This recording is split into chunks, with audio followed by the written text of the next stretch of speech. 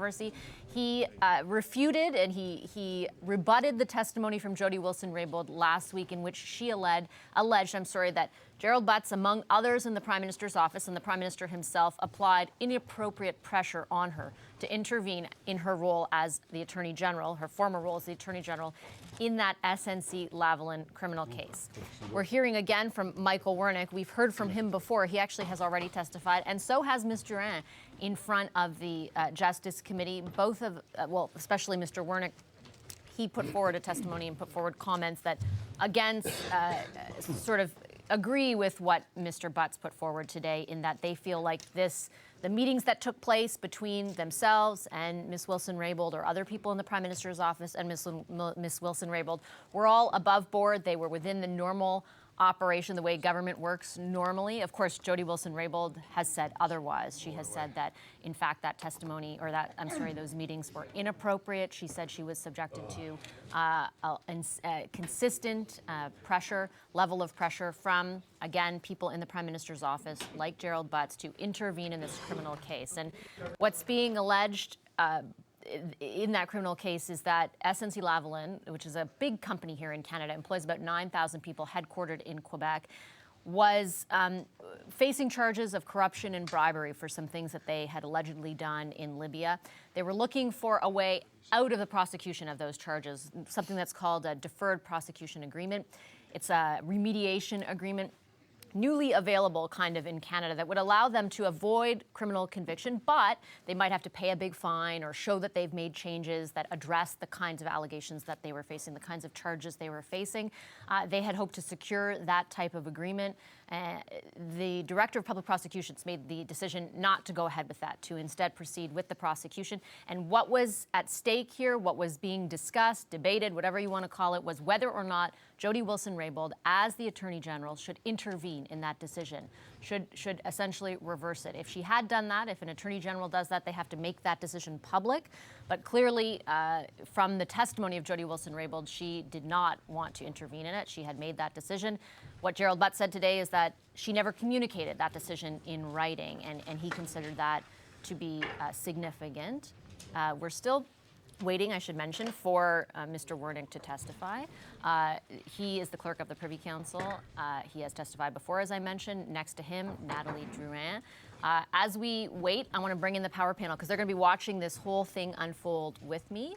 I've got in Calgary, Marcella Monroe of KTG Public Affairs. Oh, never mind. I'm going to cut the power panel off, but they're going to be standing by. We're going to discuss this after the testimony.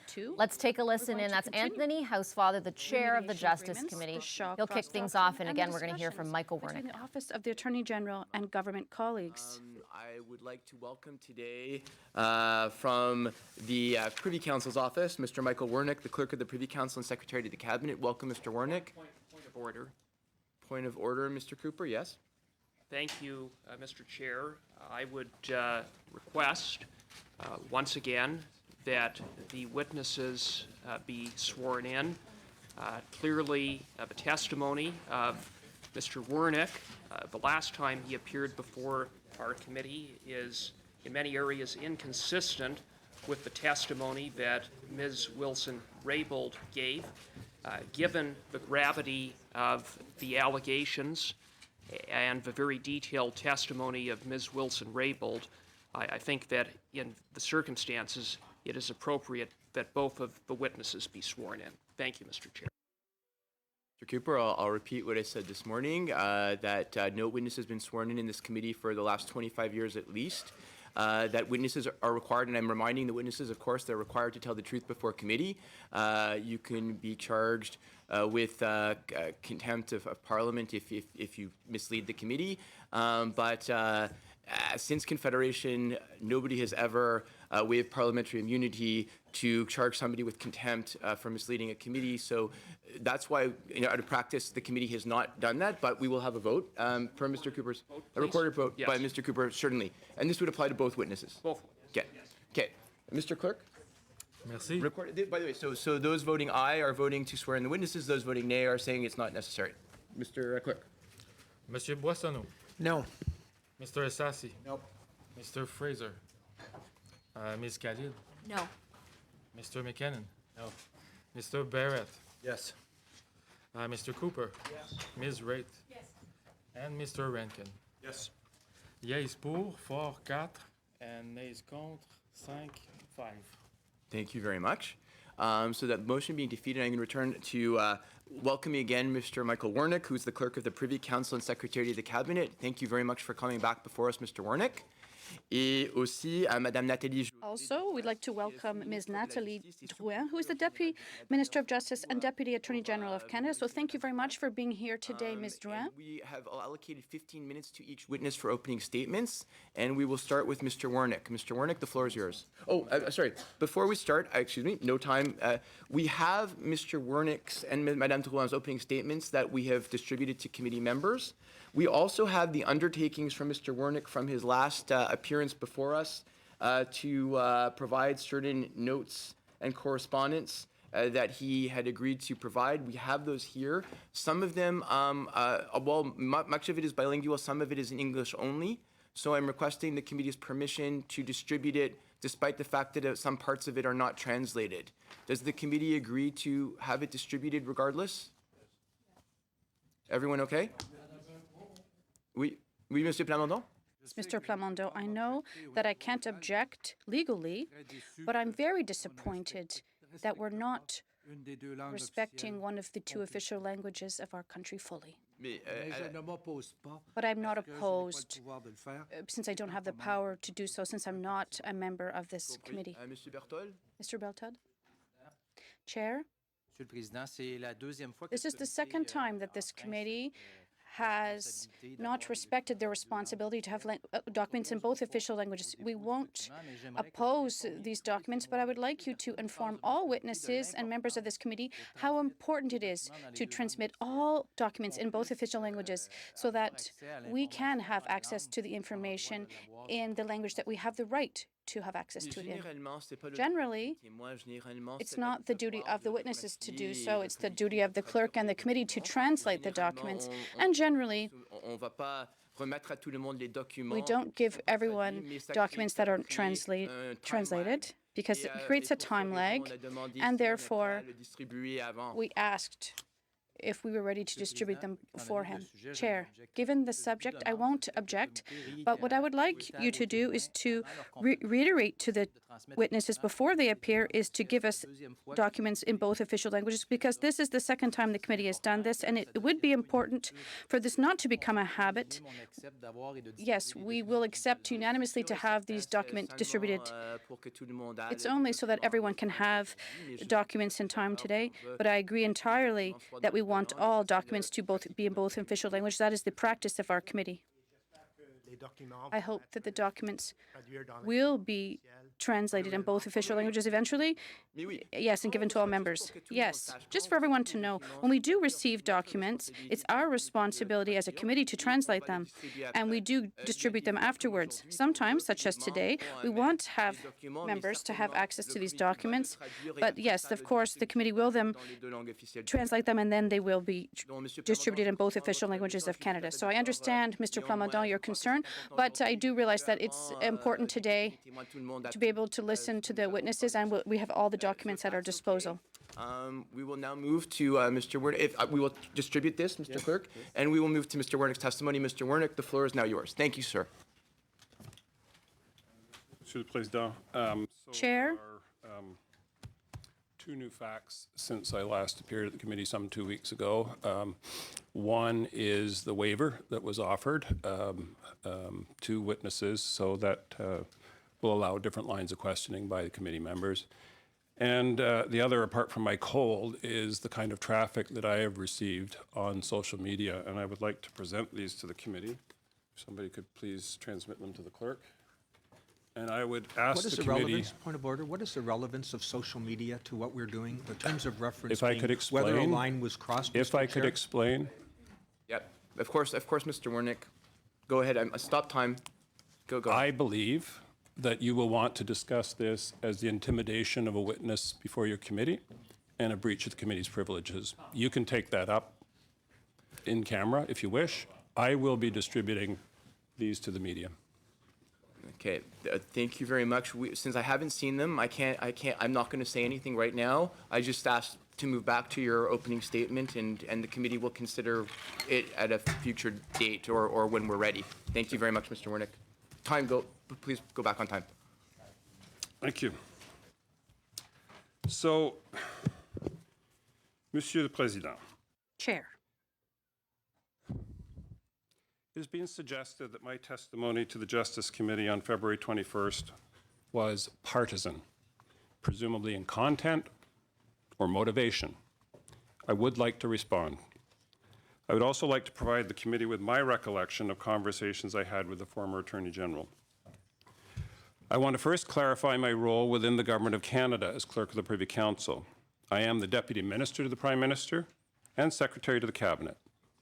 In the first role, I'm charged with delivering advice to the Prime Minister and assisting him in delivering his agenda.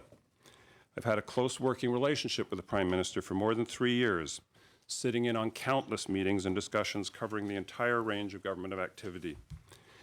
I work at the intersection of the public service and the elected officials, and I am present for many discussions that touch on matters that some would see as political. It is my role to be aware of this context, but I do not ever give advice that is partisan in content or motivation. As clerk, it is part of my job to give the Prime Minister impartial advice and feedback on how his ministers are exercising their roles, their relationship with colleagues, and with the public service. The Prime Minister and his staff seek my advice before cabinet shuffles, and I have been the main advisor on appointments and deployments of deputy ministers. As Secretary to Cabinet, my job is to ensure the smooth flow of decision-making through the cabinet system. The most scarce resource in Ottawa is time at Cabinet, and I work hard to ensure discussions are well prepared, due diligence is being exercised, and options crystallized so that ministers in the Cabinet room can focus on the key aspects of decisions before them. Part of my job is to keep the government's agenda moving. En tant que 23e greffier, as the 23rd clerk, I have tried to be open with Canadians about my role and my perspectives. I communicate with them through a website and presence on Facebook, Twitter, and LinkedIn. All of my speeches are posted. I have given media interviews, and I have appeared before parliamentary committees. As head of the public service, I submit a report to Parliament and Canadians every year on the state of their public service. I have always tried to be direct in my language. I am profoundly disappointed to be accused of partisanship by people that have never met me. My career is on the public record. I have held the highest security clearances that this country can offer for many years. I was named to deputy minister level positions by Prime Ministers Chrétien, Martin, Harper, and Trudeau. I participated in the transition exercise, the swearing in, and the first cabinet meetings of Prime Ministers Martin, Harper, and Trudeau. I have attended more than 200 meetings of cabinet and its committees since 1987. I have attended First Ministers meetings with 4 prime ministers in the chair. I set this out because it's been suggested that I'm part of someone's political agenda. I serve the government of the day. So turning to the discussion at the Standing Committee on February 21st, my comments about the ethical conduct of the government, and previous governments for that matter, were not motivated by a desire to burnish their image. I have spent thousands of hours with politicians and political staff from all stripes. And I am in a unique position to attest to Canadians through you, from personal experience, that they are well served by the women and men who work in the offices of the people that they elect. Since I was last here, there have been a few developments. One is that several people have suggested I am more political than a public servant should be. I hope I've clarified that I understand my role in government. And the other development is the waiver, and that the former Attorney General has testified. I will not respond to all of her evidence, but I do want to make a few points before we begin questions. My understanding is that one purpose of deferred prosecution agreements is that corporate criminality does not devastate workers, pensioners, suppliers, and others who did nothing wrong. This is in the criminal code, and it is part of public interest considerations. In speaking to the Attorney General in December, I was giving her contextual information about the SNC-Lavalin matter directly relevant to a decision she had to make. In dealing with the public interest, the Attorney General's decision is never final.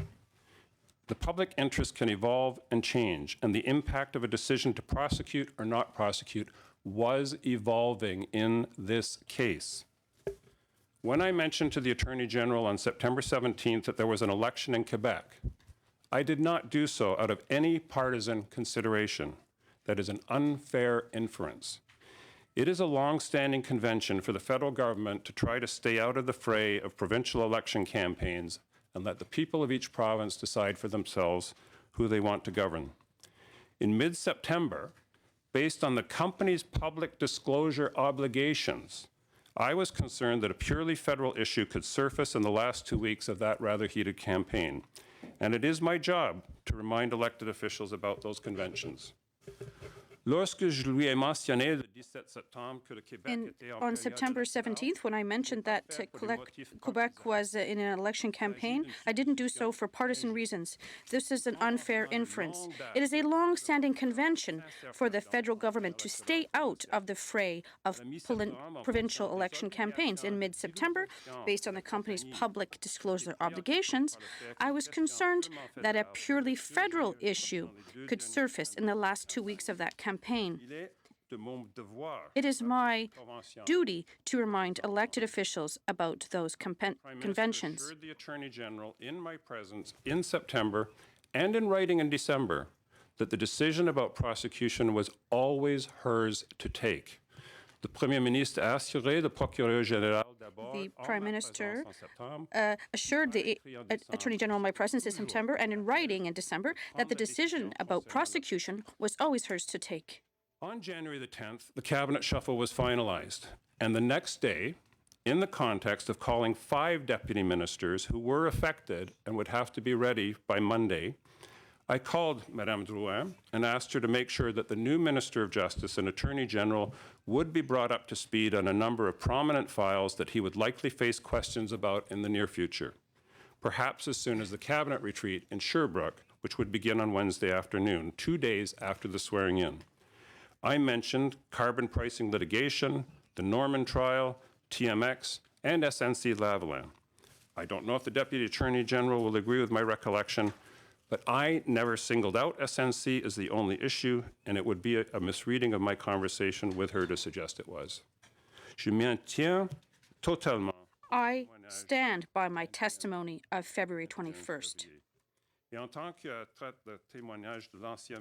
And in terms of the testimony of the former minister on February 27th, after the former minister's testimony, the following facts are not contested. She was always the decision maker. She was assured multiple times that she was the final decision maker. The former minister agreed that entering into a deferred prosecution agreement would have been entirely lawful. Je souligne que la suite des témoignages de l'ancien ministre, I would like to note ne sont pas that after the former minister's testimony, the following facts are not contested. She was always the decision maker. She was assured multiple times that she was the final decision maker. The former minister agreed that entering into a deferred prosecution agreement would have been entirely lawful. The former minister maintains that her decision, a decision to take no action, was final in September. But she had the ability, as new public interest considerations emerged, to reassess the context and re-examine her reasoning, and that is the most she was ever asked to do. So I repeat my contention: the minister experienced lawful advocacy to consider doing something lawful in the public interest. I made no threats, veiled or otherwise, that the minister's decision would lead to consequences for her, and my position could be captured at all times by the well-known phrase non-ingérence non-indifférence. It is my contention the minister was doing her job and I was doing mine. Je soutiens que la ministre remplissait son rôle. I would like to repeat my contention that the minister Like the former fulfilled his Prime Minister fulfilled his role. What I can and cannot say today. And I've been advised not to opine on the minister's reasoning or state of mind because some of the issues are or will be before the courts. So, my recommendation to the committee would be to develop an all-party report proposing improvements to the law around deferred prosecution agreements. Your recommendations could be adopted by the House in a single sitting day and become law before the end of this Parliament. This committee may also want to further explore the potential separation of the Attorney General function with a view to informing Canadians, and it would permit each party to take a clear position on this matter during the imminent election campaign. This is a profound change that could have consequences intended and unintended for decades to come and should not be rushed. Finally, this is the Justice Committee, and the committee may wish to hold hearings on the Attorney General of Canada's Directive on Civil Litigation involving Indigenous peoples, which she issued on January the 11th, 2019, effectively her last day on the job. This directive to all Government of Canada litigators could mark a profound change in Canada's legal landscape. However, it could be repealed or gutted at the stroke of a pen and all that work turned to ashes. So I think now that all political parties need to be clear with Canadians on the future of that directive. That is my opening statement. I'd be happy to take questions from the committee. Thank you very much. Thank you for your patience. Thank you very much, Mr. Wernick. We're going to turn now to Madame Drouin. Madame Drouin. Hello, I'd like to thank the members of the committee for allowing me to make this opening statement. My opening remarks will address my role and responsibilities as Deputy Minister of Justice and Deputy Attorney General of Canada, my professional relationship with the Honourable Jody Wilson-Raybould, and my chronology of events. As Deputy Minister of Justice and Deputy AG of Canada, I support the Minister of Justice and Attorney General and the government in the development of their policy objectives. In the exercise of my duties, my vision has always been the provision of high-value legal services. Given the traditional role of jurists, I would ask you to I always have a strategic alliance with customers, working as partners, focused on finding solutions and delivering results. I have the privilege of working with highly competent and impressive individuals. The former Minister and Attorney General and I had a very positive working relationship. I commend her for what she brought and brings to Canada in her role in public office. I can tell you that I learned very much and a lot working with her, especially in terms of Indigenous issues and lawmaking. In fact, we continue the work she began at Justice Canada by taking a new approach to Indigenous litigation. I hold myself and my staff to the highest standards of providing nonpartisan advice. My role is supporting the ministers and Attorney General demands that I uphold the values and ethics expected of me, both as a public servant and as a lawyer. I would like to begin by describing my dual role as a Deputy Minister of Justice and Deputy Attorney General. I have been in this position since June 2017. In both these roles, I support the Minister of Justice in fulfilling his or her responsibility.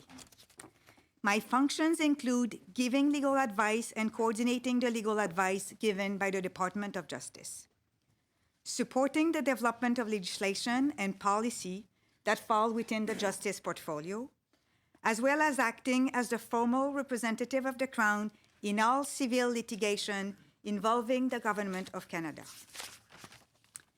In addition to my support, the Attorney General of Canada is also supported by the Director of Public Prosecutions, who is also a Deputy Attorney General of Canada.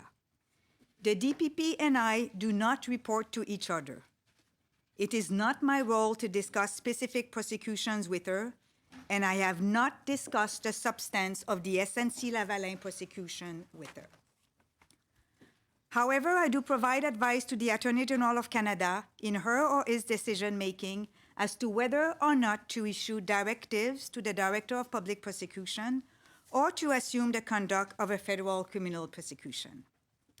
In such situation, I approach giving legal advice in the same way I would when giving advice on any other statute, but with careful attention to the distinction between my job and the job of the DPP. Monsieur le Président, comme le permet Chair, le décret rendu par la gouverneure générale en conseil le 25 février, by the scope of the order in council that was enacted by the Governor General in council on February 25th, 2019, I would now like to provide the committee with a detailed account of my interactions on this file. In order to provide you with this account to the best of my ability, I have reviewed my emails, files, and agenda. I have not consulted Ms. Wilson-Raybould, the Minister Lametti, or their staff, or anyone outside of the department on facts that are my own. My account will include details of the discussions that I had with the former Attorney General respecting the exercise of her authority pursuant to the Director of Public Prosecutions Act. September 4th. On September 4th, the department became aware of the director's position to continue with the prosecution of SNC-Lavalin.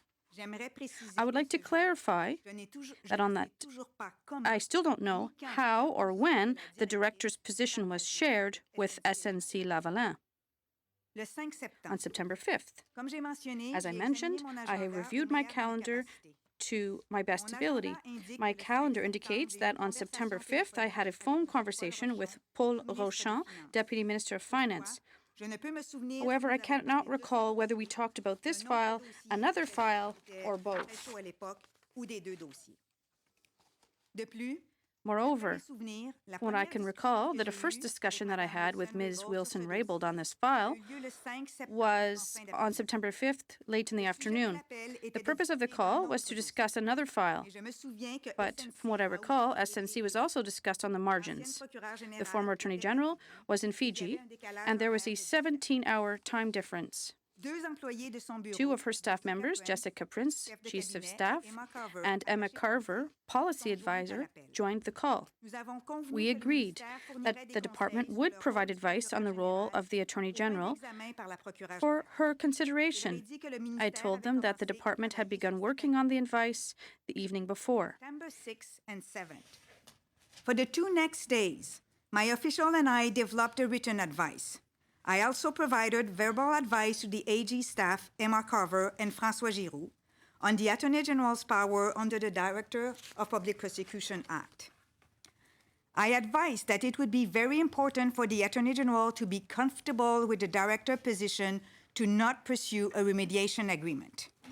I emphasized that the Attorney General was entitled to receive as much information as she considered necessary for the Director, from the Director. It was during the course of these conversations with Emma Carver and François Giroux that they read to me the extract of the Section 13 letter from the DPP. For clarity, a Section 13 letter from a DPP to the Attorney General is to inform the Attorney General in a timely manner of any prosecution or intervention that the DPP intends to make that raises important questions of general interest. As I have explained to the committee, in fulfilling my role as Deputy AG, I am very careful to separate my role and responsibility from that of my counterpart, the Director of Public Prosecutions. As I have mentioned, I have no role in specific criminal prosecution and I am not privy to any of the evidence. This is why I refuse to review and receive the Section 13 letter. It was during the same conversation that Emma Carver informed me that she was drafting a document that she intended to provide to her counterparts at the Prime Minister office. I was also told that the Attorney General was not keen on the idea of exercising her authorities under the DPP Act. In her testimony, the former minister mentioned that I had conveyed information from the Department of Finance.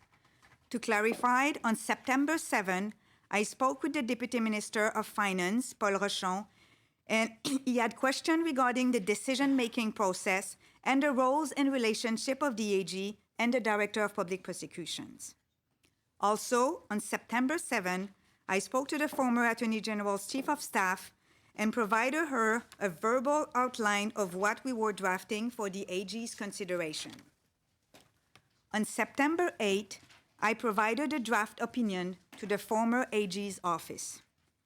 The opinion is entitled, "The Power of the Attorney General to Issue Directives and to Assume Conduct of Proceedings."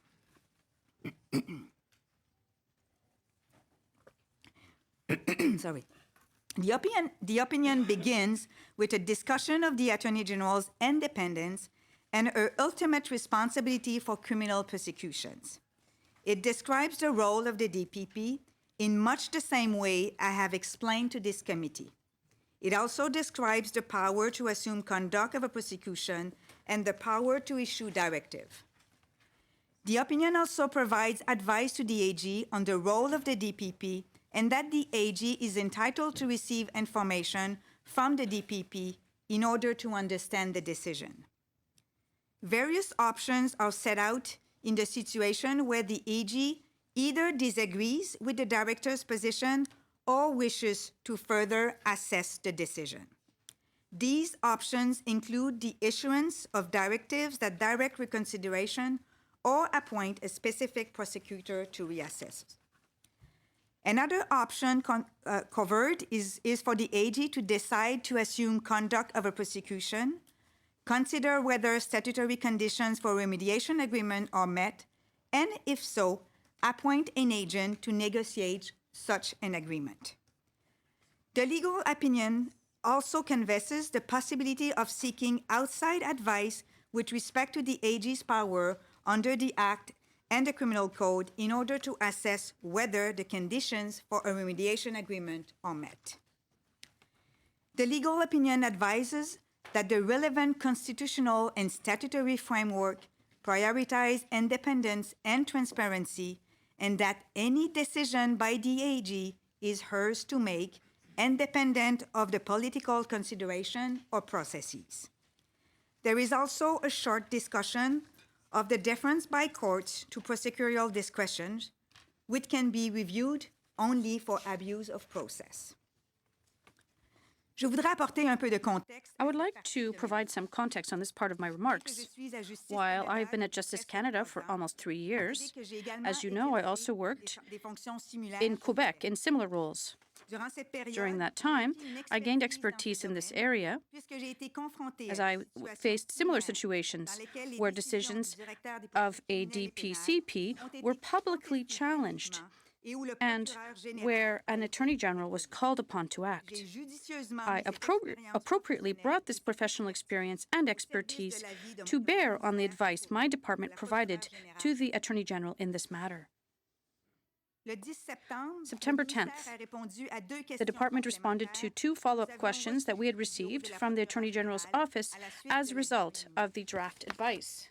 On September 11th, the Attorney General's acting Chief of Staff, François Giroux, informed me by email that the Attorney General was not intending to intervene in the case and that she would be pleased to discuss it. On September 12th, the next day, the Department of Finance indicated to me that SNC-Lavalin was still in discussions with the DPP. I therefore understood that the DPP's position on whether to invite SNC to negotiate a remediation agreement was not final. On September 12 or 19, and I would like to be more precise, but I don't have any evidence on that, I have a discussion occurred with the clerk on the margin of a weekly meeting that we call the DM breakfast. I recall that I had a discussion with the clerk where we discussed options that the AG had available to her role, the DPP's roles, as well as my role. On September 16, I had a call with PCO where we would have discussed also the advice of the AG. To the best of my recollection, my first face-to-face meeting with the former Attorney General on this file was September 17, and I believe we may have only briefly discussed it on the margin of another meeting. I also saw the minister on September 18 and 19. On September 18, the only purpose of the meeting was for the minister to debrief on her meeting the day before with the Prime Minister. I do not recall her specific words, but I remember her telling me that the clerk was present. She also expressed to me that she was not comfortable with the content of this conversation. September 19. During my bilat on the afternoon of September 19 with the former AG, she told me that she just had a discussion with the clerk. During the same meeting, I clearly recall that the former AG said to me that this would be the last time we discussed the SNC-Lavalin matter, and she also instructed me not to have any discussion with the DPP. To the best of my knowledge, and to be clear, after September 19, I did not have any further involvement on this file with the minister and her staff, with 2 exceptions. Je tiens à préciser qu'au meilleur de mes souvenirs, I'd like to specify that, to the best of my memory, my last contact with members on this file was September 19th, with 2 exceptions. The first of the exceptions occurred on October 19th, when the application for judicial review of the DPP's decision was filed with the federal court. As would be regular process where there's an application for judicial review, officials in my department discussed with the DPP who should appear on behalf of the Crown. The second exception occurred near the end of the month of October. I do not have the exact date. The Privy Council office asked my department for an opinion on the potential impacts on SNC-Lavalin if the prosecution were to result in a criminal conviction. My department developed the draft legal advice. It was not provided to PCO at the request of the Minister's office. Finally, before completing my chronology, I would like to return briefly to the time I first became aware of the January 14 shuffle. And again, I would like to, for the record, to say that I haven't discussed this testimony with the clerk. On Friday, January 11, the clerk of the Privy Council called to inform me of the upcoming shuffle. I was not told who the new minister would be. I proactively asked the clerk what areas or files I should be preparing to brief on for the new minister. The clerk identified briefings the new minister and Attorney General on roles and responsibility as the primary need. This indicated to me that we were going to be receiving a first-time minister.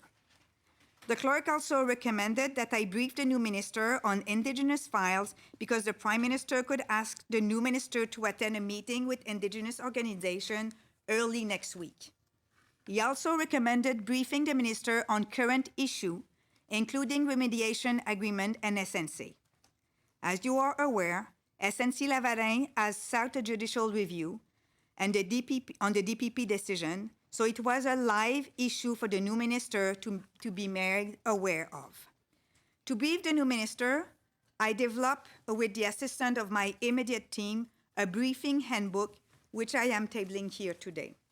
And je pense que vous avez les documents. I think you do have the documents in French and in English.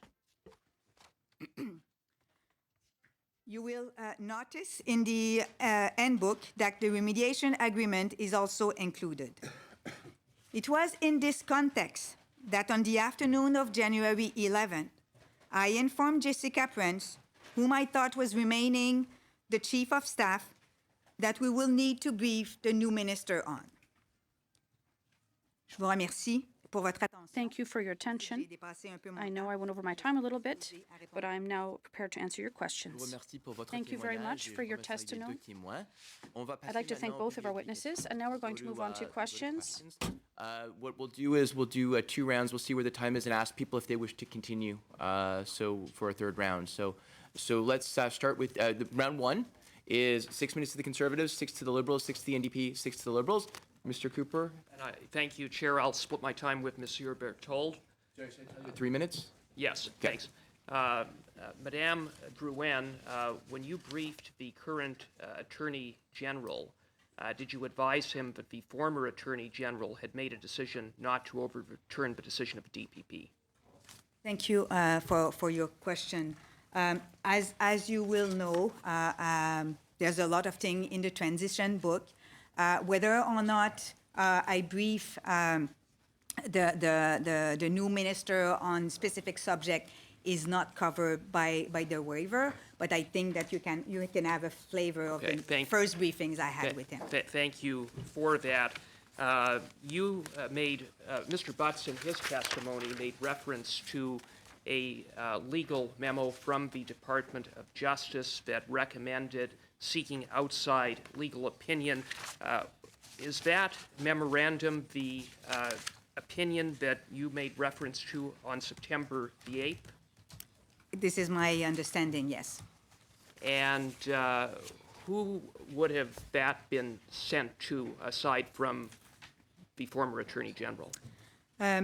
Donc, il a d'abord été remis. So first, as I said, it was given to the Minister's office on September 8th, and I know that my teams sent it to the Privy Council office and to Public Services and Procurement Canada around or on the 10th or 12th of October. Was it sent to anyone in the Department of Finance? To Minister Morneau's office? Pas à ce que je sache. Not to the best of my knowledge. As I However, said in my opening remarks, I have discussed role and responsibility and authorities that an AG has under the DPP Act with my colleague at Finance. And no, anyone in the PMO?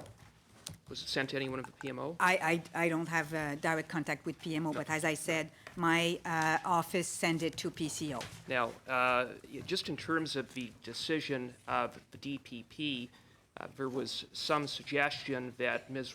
Wilson-Raybould could have put something in writing if she decided she did not wish to overturn the decision. But in not doing anything, you would agree that the decision of the DPP would stand. When an AG take a decision whether or not to exercise his or her authorities under the DPP Act, there is no obligation to have reasons and to have written document for that. Right, and so in not acting, the DPP decision would stand. Right. Okay. Well, that's the conclusion. If they don't, if they don't exercise, the DPP decision states. Exactly. Yeah. Monsieur le Président, Madame Drouin, je vais... Chair, Ms. Drouin, I'm going to repeat a few questions in French. First, I'd like to know, did you inform the new Attorney General of the position of the former Attorney General about the DPA or her ability to use her power to change things?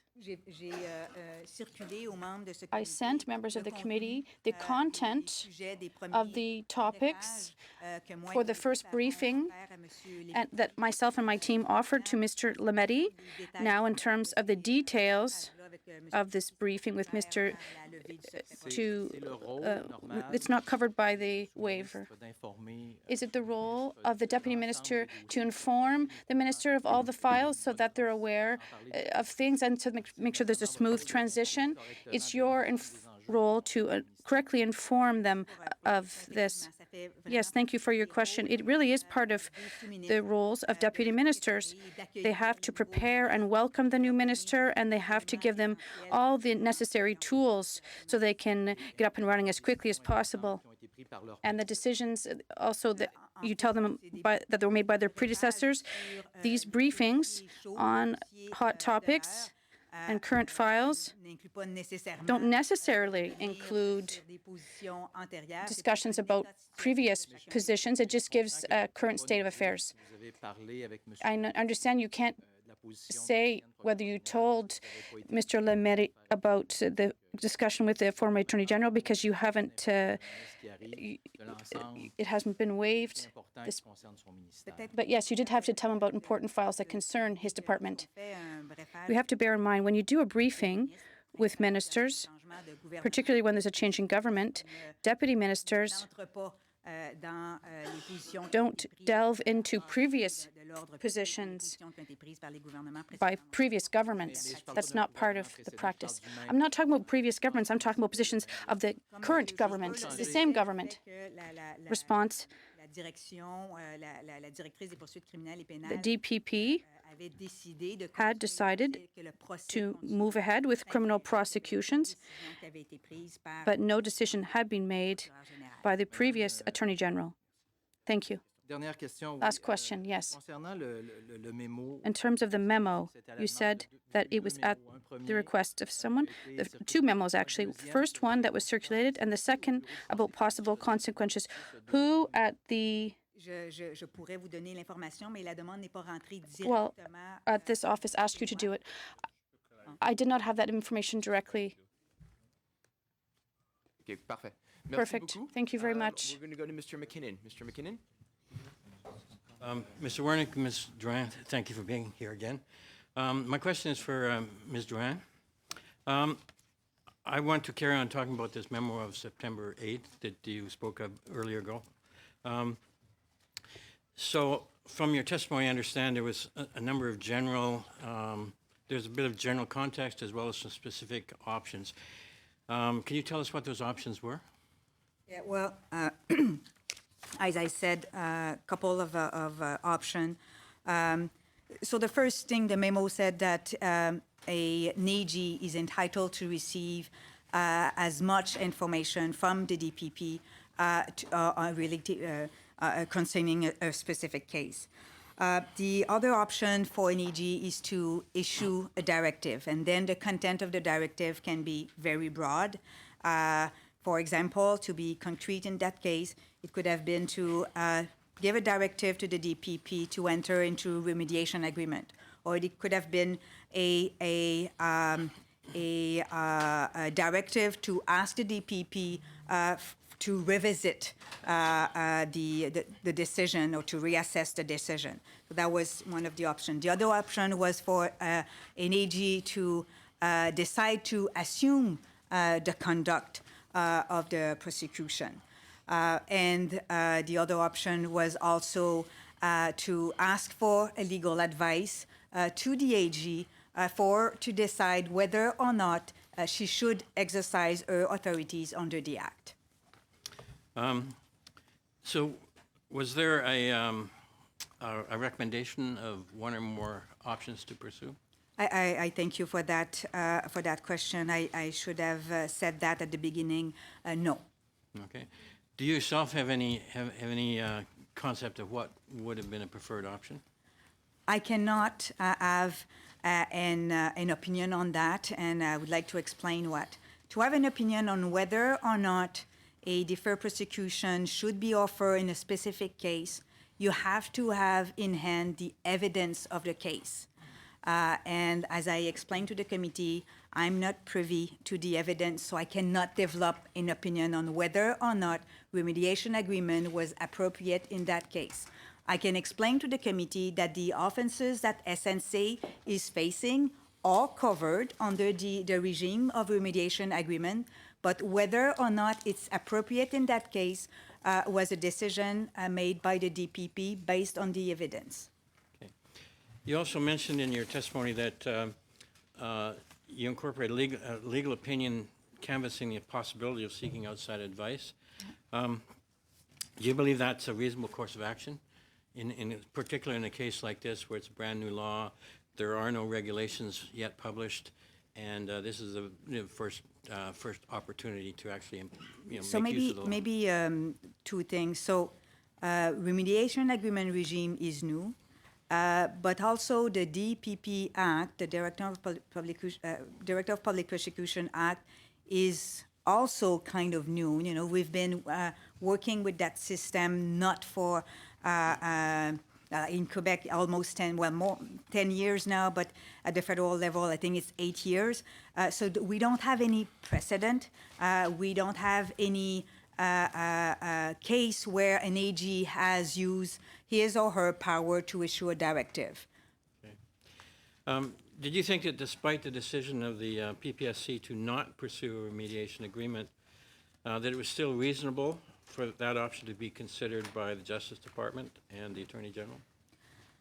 As I said, I cannot have an opinion because to make an opinion on whether or not a DPA or remediation agreement is an option on a specific case, you have to be aware of the evidence, and I have never been aware of the evidence.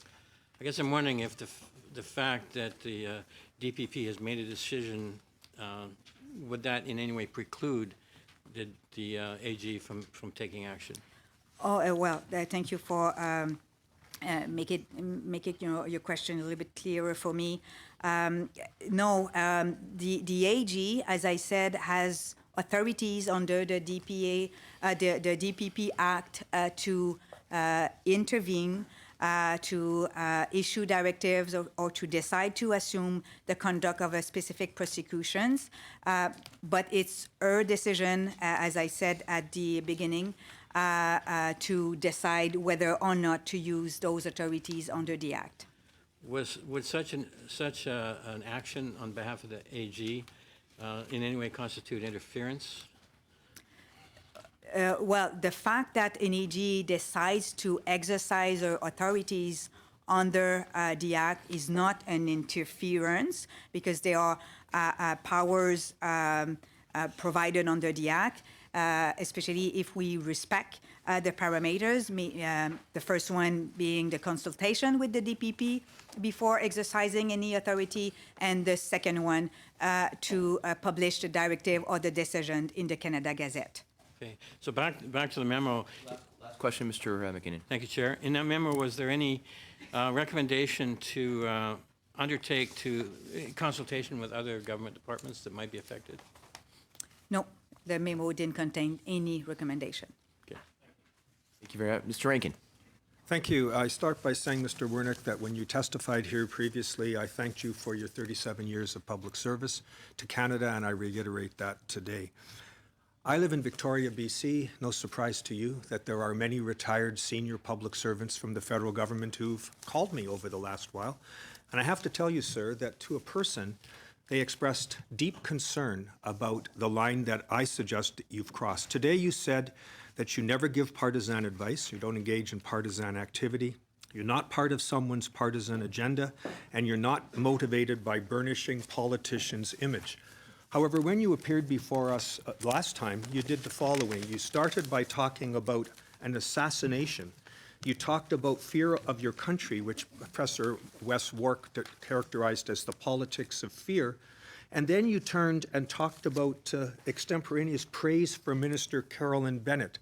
Finally, today, you brought in a number of social media comments with great respect that have nothing to do with what's before us. Mr. Gordon Robertson, the Dean of Clerks, said this in a 1971 article. The Prime Minister's office is partisan, politically oriented, yet operationally sensitive. The Privy Council office is non-partisan, operationally oriented, yet politically sensitive. The Clerk and the PMO must keep out of each other's way. Sir, with great respect, how can we have listened to your testimony last time? And of course, if we believe Madam Wilson-Raybould's testimony, do anything but conclude that you have in fact crossed the line into partisan activity?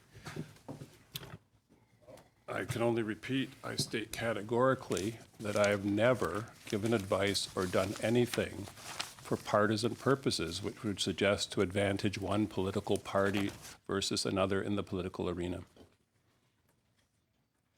So the attempt to change the channel last time, so the headline would be about assassination and the like, the attempt to talk about a minister who has nothing to do with this matter and how terrific she served Canada, we're to assume from that that that was just something you wanted to get off your chest at a discussion of the Shawcross principle?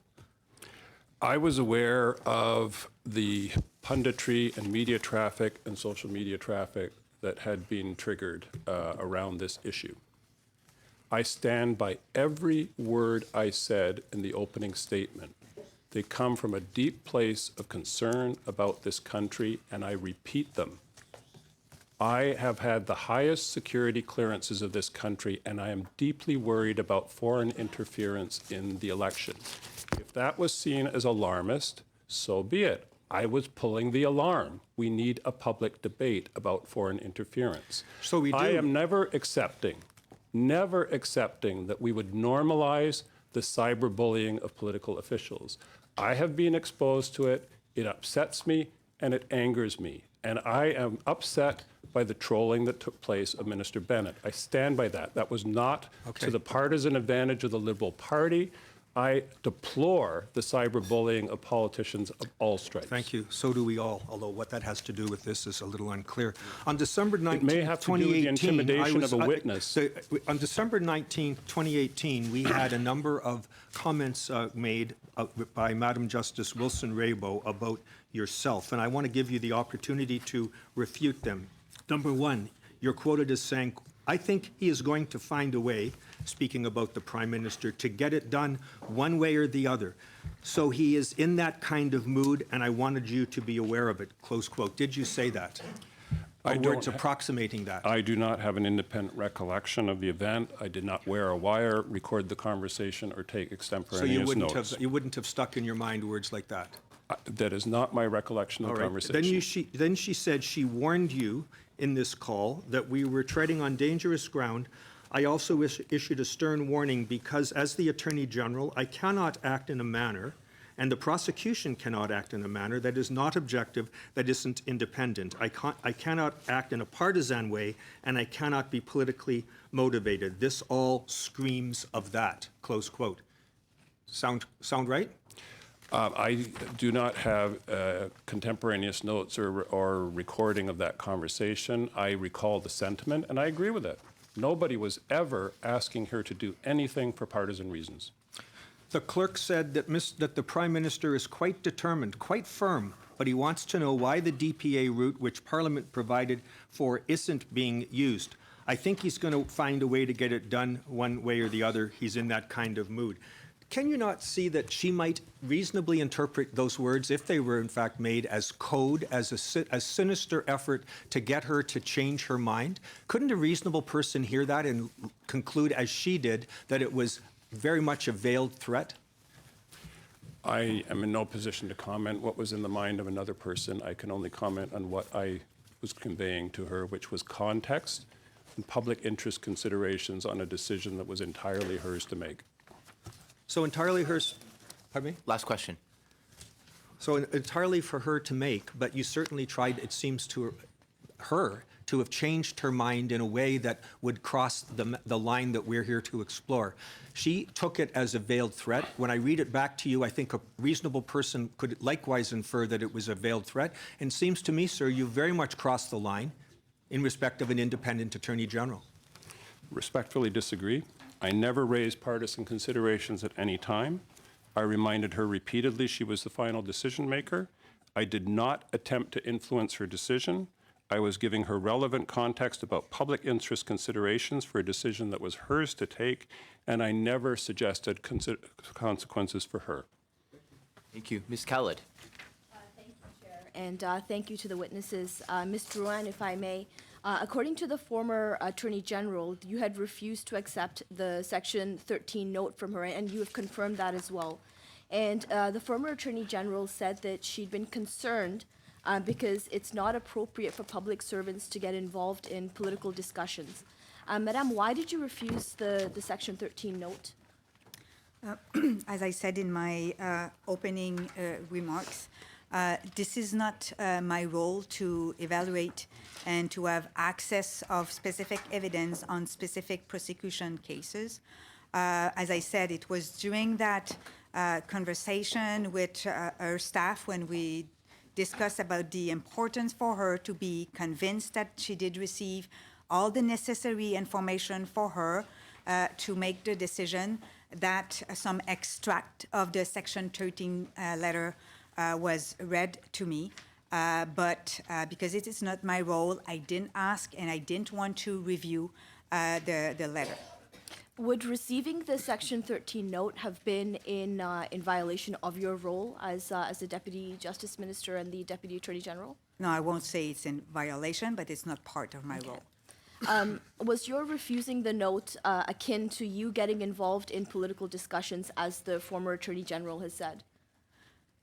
So have trouble sometimes when we use the word political or partisan, using the same thing. But as I said, I had a conversation with some colleagues. I responded a lot of questions about my role, the role of the DPP, the authorities of the minister under the Act, what she can do, what she cannot do, why taking a decision in a prosecution is not the same thing as an AG as taking a decision in a civil matter, for example. The fact that she wears a quasi-judicial or judicial hat when she takes a decision. That was the type of conversation I had with my colleagues. Thank you. Do you believe that the former Attorney General tried to exclude you from discussions on this specific issue because she disagreed with your views? No, I didn't feel that she excluded me for that. The former minister has a strength of character. She possesses a strength of character and integrity. She upholds her independence. She has very solid view of her independence. And I think this is why she was not comfortable to enter into discussion that can interfere with the decision she has to take. Thank you. And that leads perfectly into my next question. The former Attorney General had said that she raised concerns with you about the appropriateness of communication that she was receiving from outside the department, and that she raised concerns about some of the options that you had been suggesting. What did she mean by this, and which options were you suggesting that she felt concerned about? Well, first, as I said in my opening remarks, she told me that she was not comfortable. And she didn't appreciate her conversation first with the PM, and then she asked me not to talk anymore about the SNC-Lavalin case and also the authorities under the DPP. I think this is what she means by, she talked to me several times about the fact that she didn't want to have those conversations. What was the other part of your question, sorry? We were talking about which options what were they that you were suggesting that she felt concerned about? So as I said previously, we didn't recommend any specific options. We just exposed all the options she had in front of her. She didn't want to exercise, that was her decision not to exercise any of those options. So there were a lot of options before the former Attorney General. Do you think and do you believe that she had an open mind to those options that were in front of her? In all my discussion, in any files with the minister, she was always open to receive information, to seek advice, and then it was for her to take decisions. So we understand that from September 4th to September 16th or 17th was when the majority of the options were put in front of her, and we had those discussions. And for a majority of that time period, she was not physically in the country either. Do you think that that is a reasonable time frame for her to have come to the final decision that she came to? I think it's not for me to assess. As I said, and she did say in her testimony that she did her due diligence. I was not part of that due diligence exercise. And as I said, in order to make a decision, yes, she has to take into account the context, but she also have to take into account the evidence and the information she got from the DPP. So the evidence and the information that is ever evolving in a live case like this one. It's the role of any public prosecutor to continuously assess the public interest on whether or not to continue a specific case. But of course, this continuum, if I may say, obligation depends on new facts or new evidence that can be submitted to the prosecutor. Last question, Ms. Khaled. Thank you. Ms. Drouin, did the former Attorney General ever share with you her views on remediation agreements in principle? And if so, what was it? Well, the remediation agreement was, developed and it has been discussed in this country for many years. We did a consultation in the fall of 2017. We received many submissions. I'm sorry, I don't have the specific numbers. We issued a document to summarize all the submissions we received, and the remediation agreement. I think we have said that many times. It's another tool in the toolbox in order to do enforcement, in particular regarding financial crimes or white-collar crimes. But again, it's not because you have a tool in the toolbox that the tool is available for any task. Thank you very much. We'll now move to the second round of questionings, which goes 6 minutes to the Liberals, 6 to the Conservatives, 6 to the Liberals, 5 to the Conservatives, 3 to the NDP. So, Mr. Rankin? Just a point of order. Is this going to be the last round, or are we going to be able to ask these witnesses to continue? So my intention is at the end of the second round to ask people whether or not they wish to continue. And I think the question, I think right now we're at a time, what time is it now? Sorry. 1:06. I think we'll be able to fit in a third round before the meeting expires, which is at 4 o'clock. So we'll move to the Liberals now. It's Mr. Fraser. Thanks very much, Mr. Chair. Thank you both for being here today. Madame Drouin, I'd like to just go back to your opening comments with regard to what you said about September 12th. I understand that you had a conversation with the Department of Finance on September 12th, that SNC-Lavalin was still in discussions with the DPP, and you said, I therefore understood that the DPP's position on whether to invite SNC to negotiate a remediation agreement was not yet final. Did you have any reason to believe by September 17th that those discussions had concluded? I don't have that information. Was it your understanding from that The only thing I can offer to this committee, and I really rely, I said also in my opening remarks that I don't know how and when the DPP informed SNC-Lavalin about the final decision. The only thing I have is the public record when SNC publicly announced, I think it was in October 10 or 12, that the remediation agreement has been turned down on them. But by September 17th, it's possible that the discussions were continuing with the DPP and the Department of Finance. I don't want to do any hypothesis, but I don't have the information to confirm or deny what you're saying. Okay, fair enough. I understand that you basically are alluding to the fact that the former Attorney General was not keen on intervening or to look at this further as early as 2 days after receiving the Section 13 notice, as I understand the sequence of events. So I guess that would be as early as September 11th.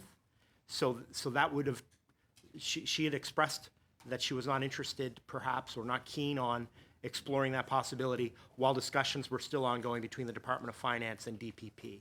Is that accurate? First thing, several elements in your question.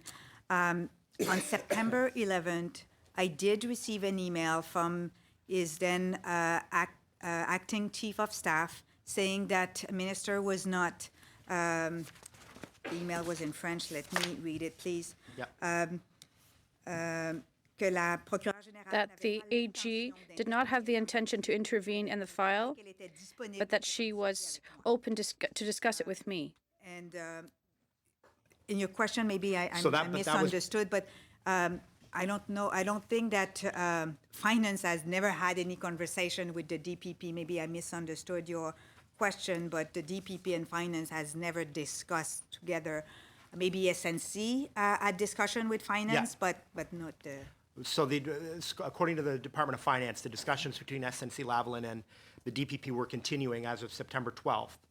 And this is the information I got. And that email you had received on September 11th was that the take of the Attorney General at the time was not to, not keen on looking further at that matter. That's my understanding. Yeah. Okay. J'aimerais tourner à I'd like to move now to a question in French. Were you aware of the concerns of the former Attorney General in terms of the deferred prosecution agreement in terms of the public interest. Je pense pas qu'il y avait une question I don't d'avoir think des there was préoccupations. concern. Les accords de réparation sont DPAs des outils are tools. intéressants. They're interesting tools. Puis, vous savez, j'ai fait As you know, l'application des lois dans I le applied domaine, the law in this area for financial crimes. I know it's a very interesting tool, est disponible and it is one that is available for all types of situations, and it's a tool that faire en allows sorte que les corporations soient well, responsables et to make redevables des actions corporations responsible for their actions, qu'elles puissent and réparer les torts we can qu'elles ont fait repair the damage they did to tout the en victims, évitant qu'on but we're at the same time we avoid d'autres, re-victimizing tiers innocents other innocent third parties such as employees retraités and et des pensioners actionnaires and principalement, shareholders des petits actionnaires. and small Ceci shareholders. étant dit, Nevertheless, l'outil est disponible. this Je pense tool que is c'est bénéfique available, pour le and I Canada think d'avoir it is un an outil advantage supplémentaire for dans son Canada to have an additional tool à chaque fois for criminal la proceedings, directive de poursuite and it's criminelle always pénale up to déterminer the si director l'outil, of criminal est un proceedings to dans decide whether it's a good tool or not, taking into account several factors, including the severity of the crime, the people who were involved in the crime, d'autres enquêtes auxquelles, other investigations une entité pourrait faire that face, an que plusieurs entity may be involved in. So there are several components that the DPP has to take into account. récapituler. But to summarize, yes, it's a good tool, but it is up to the DPP to decide and to make the decision whether we should use it in a particular situation or not. Former Attorney General had mentioned that on September 17th, that by that time she had made up her mind, and that she says, I quote, "For those who know me, I was not going to change my mind." Do you have any view or comment with regard to a usual practice of an Attorney General of not considering new information coming forward? Well, what I think what I would like to say is that when the DPP Act were developed, it was clear for everyone that the authorities under the Act should be used on an exceptional basis, not to put in danger the independence of any prosecutors. So I think this is why we don't have any precedent at the federal level, nor in Quebec, where we do have a similar regime. But that doesn't mean that it should never be used, but it should be used with a lot of careful. Okay. Thank you. Thanks. Mr. Polyev? Mr. Wernick, on September 17, 2018, in your presence, the Prime Minister told the Attorney General that if there was no deferred prosecution agreement, that SNC will move from Montreal. Did the Prime Minister know at the time that a financing agreement with the Caisse de dépôt made it impossible for SNC to move its headquarters before the year 2024? Yes or no? That is not my recollection of what the Prime Minister said. So he did not say that the SNC will move from Montreal if it does not get a deferred prosecution agreement?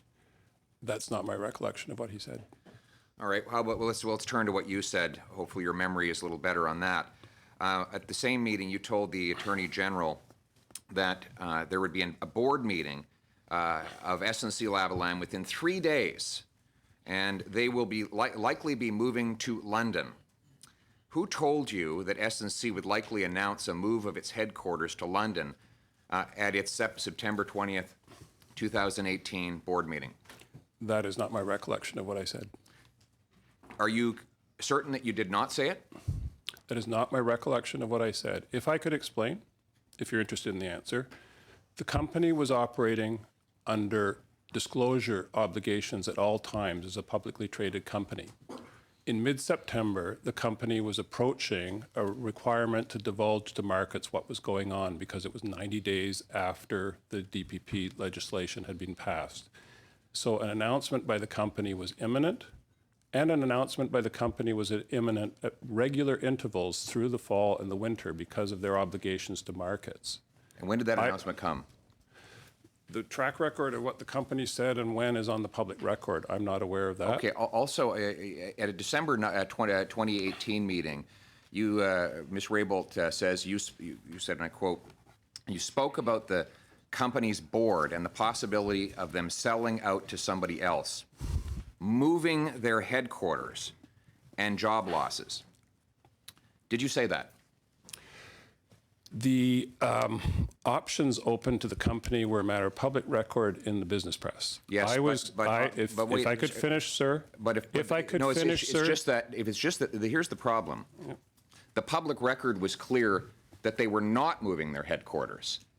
That was the public record. Anybody who could use Google could find shareholder disclosure showing the company had to stay in Montreal for at least another 6 years. And when you said on December 19th that the company was moving its headquarters if it didn't get a DPA, that was 2 days after the Toronto Star reported that the CEO said the company is, quote, committed to remaining headquartered in Montreal. How is it possible that you didn't know that 2 days earlier the company had publicly stated its plans to stay in Montreal when you told the Attorney General the opposite? So you will know, sir, that it is possible for a company to retain a shell headquarters in a city and move the guts of its operation somewhere else. But that's not what you said. You said that the headquarters would move. That is not my recollection of what I said. I never said at any point in any conversation, this is what the company will do, because I would have no knowledge of that. I would know that there was potential risk of a number of outcomes from the company. I had communications with the company on September 18th in the afternoon, and I've just provided the committee with the notes that were taken of that meeting. And I took a call from the chair of the board on around 11 o'clock in the morning on October 18th. Those are my sole communications with the company. But with respect, your suggestion that the headquarters would become a shell is also impossible because the loan agreement with Case requires that the CEO, all the senior executive, all the decision-making, a large number of the board members would have to stay in Montreal. It was also public knowledge the company had just signed a 20-year lease in Montreal and announced massive and costly renovations to continue to house its HQ in Montreal. And the CEO had said publicly that he was staying in Montreal. Knowing all of that public information, why did you say precisely the opposite to the Attorney General? That is not my recollection of what I said. And did you say anything about moving the HQ? If I can, did you say anything about moving the HQ to the Attorney General? Yes or no? Mr. Chair, I would ask you for the ability to answer questions. Please let the witness answer the question on this. I would welcome that. Go ahead, Mr. Wernick. Fact number one about the entire file is that the case is going to trial, and there is a prosecution underway. The possible outcome of that is a conviction, which would bar the company from public infrastructure contracts across the country and possibly in international markets. So the company was and is at risk. Yes, but once again, my question, very simple. Did you or the Prime Minister ever tell the Attorney General that the headquarters would move if she did not sign a deferred prosecution agreement? No. Yes, you did not? No, I did not. Okay, thank you. And now that I have 20 seconds, yep, you do. Were you aware that the government was working on a provision to allow SNC-Lavalin or companies like it that are convicted to continue to bid on federal contracts? Yes or no? These are not yes or no questions, sir. It is well known that... To finish the answer. Go ahead. Even though the time's expired, please, Mr. Wernick, finish the answer. So the law was brought into effect over the spring and summer of last year. It finally was brought into effect, I think, in mid-September. Like many pieces of legislation, it would require implementation regulations and protocols. And it is a matter of public record that there were extensive consultations, which are still underway, by the PSPC department about implementation of the law. Those were done in the public domain, the input is there, and the Minister of Public Services and Procurement has not pronounced and issued those regulations. The purpose, as I understand it, was to make sure it wasn't a binary choice and that there would be options available to a government in terms of the consequences of a conviction, a ladder of sanctions. Thank you very much. Mr. Assassi. Thank you, Mr. Chair. Thank you, Ms. Drouin and Mr. Wernick for reappearing before this committee. It's been very helpful. Now, my first question is for Madame Drouin. On pages 10 and 11 of your opening remarks, it says that I was told by a policy advisor in the Attorney General's office, quote unquote, that the Attorney General was not keen on the idea of exercising her authorities under the DPP Act. Now, to me, looking at the date, that the day this would have happened and the day you were informed of this was 2 days after the notice had been issued. Was any reason provided to you as to why the Attorney General did not wish to exercise her authority under the APP Act? So maybe as I said to your colleague a little bit earlier, so those authorities under the DPP have never been used.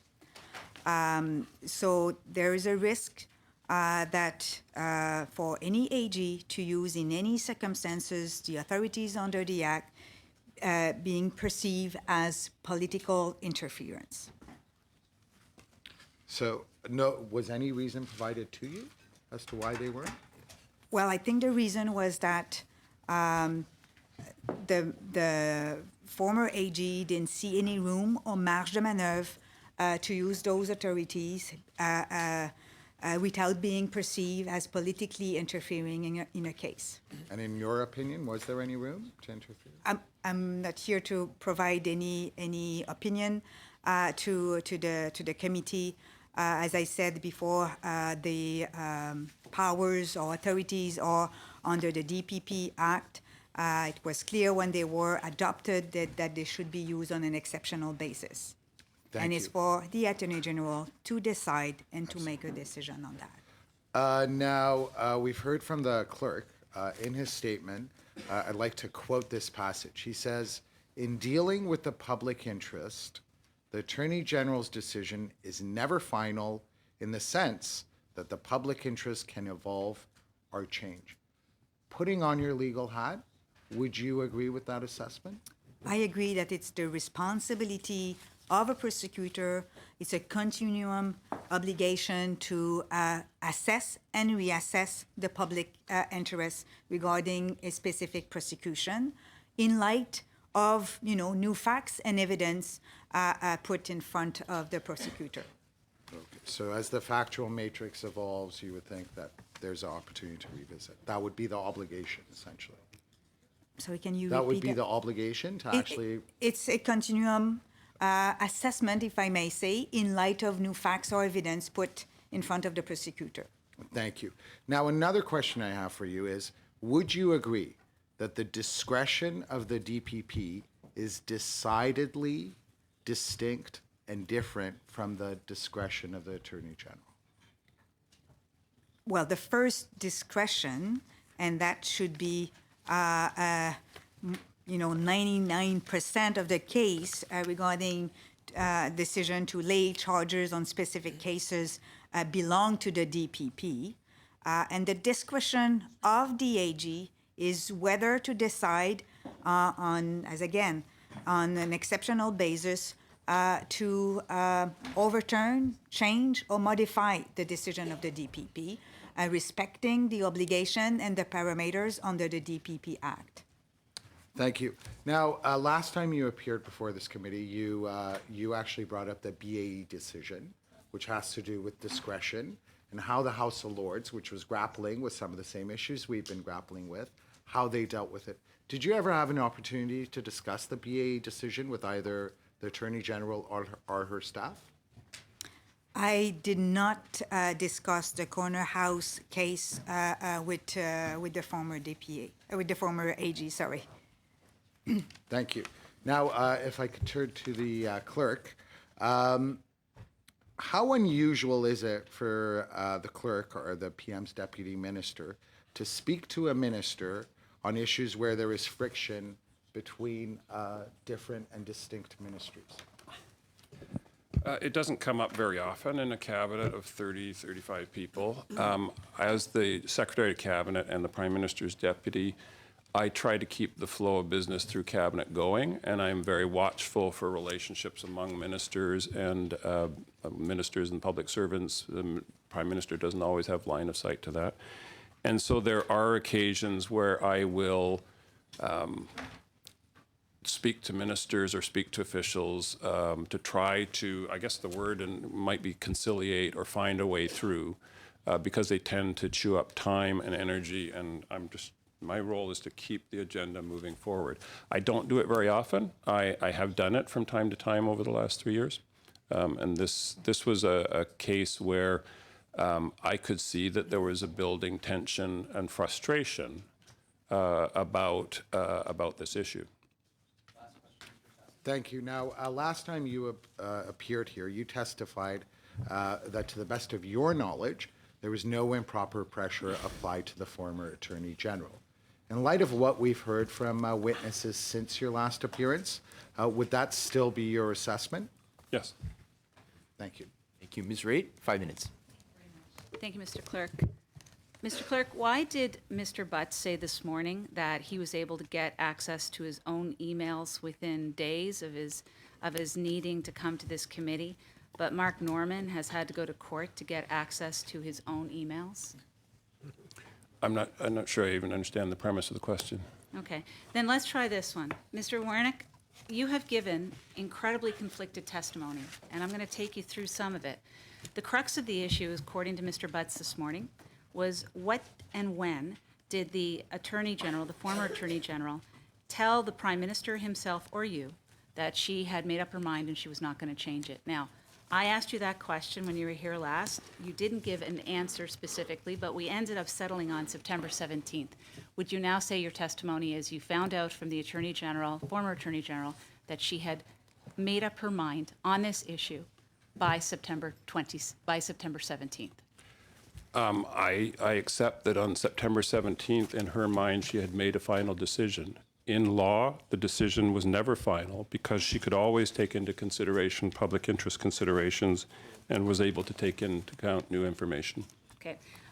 Mr. Wernick, you have provided for us your contact with SNC-Lavalin. I find it very helpful and I want to thank you for it, but I am troubled by one thing. You went to great lengths at telling us in your last testimony about how you had only a few meetings with them, and indeed that you had several email requests for a meeting on September 18th, the meeting you took, you registered it. Then you told us about running into SNC executives at the NAC Gala and that you left right away. Indeed, the Clerk contact also indicates there were further requests for more meetings until October 15th. And you took a call from the former Clerk of the Privy Council, Kevin Lynch. I believe that's the 18th. I have October 15th here in this, whatever the date was, the date is this. Whatever the date was. Here's my concern. Here's my concern. You rejected everybody else in terms of speaking about SNC-Lavalin, but you took the meeting from the former Clerk of the Privy Council. And my concern is this. Section 33 of the Conflict of Interest Codes sets out exactly what a previous office holder can and cannot do.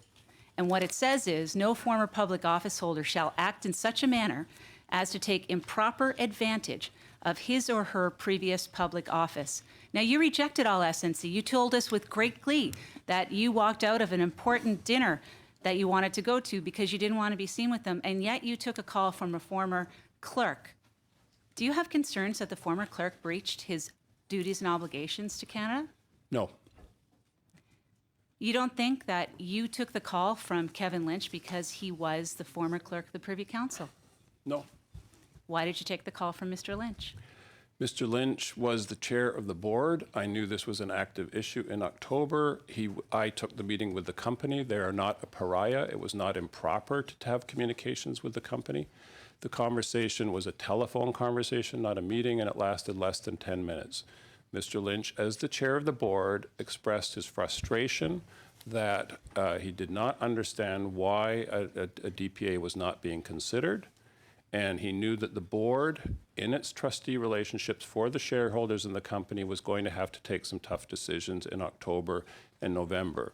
My recollection of the conversation is he asked, isn't there anything that can be done? And I told him in the firmest, curtest possible terms, no, he would have to go through the Attorney General and the DPP through his counsel.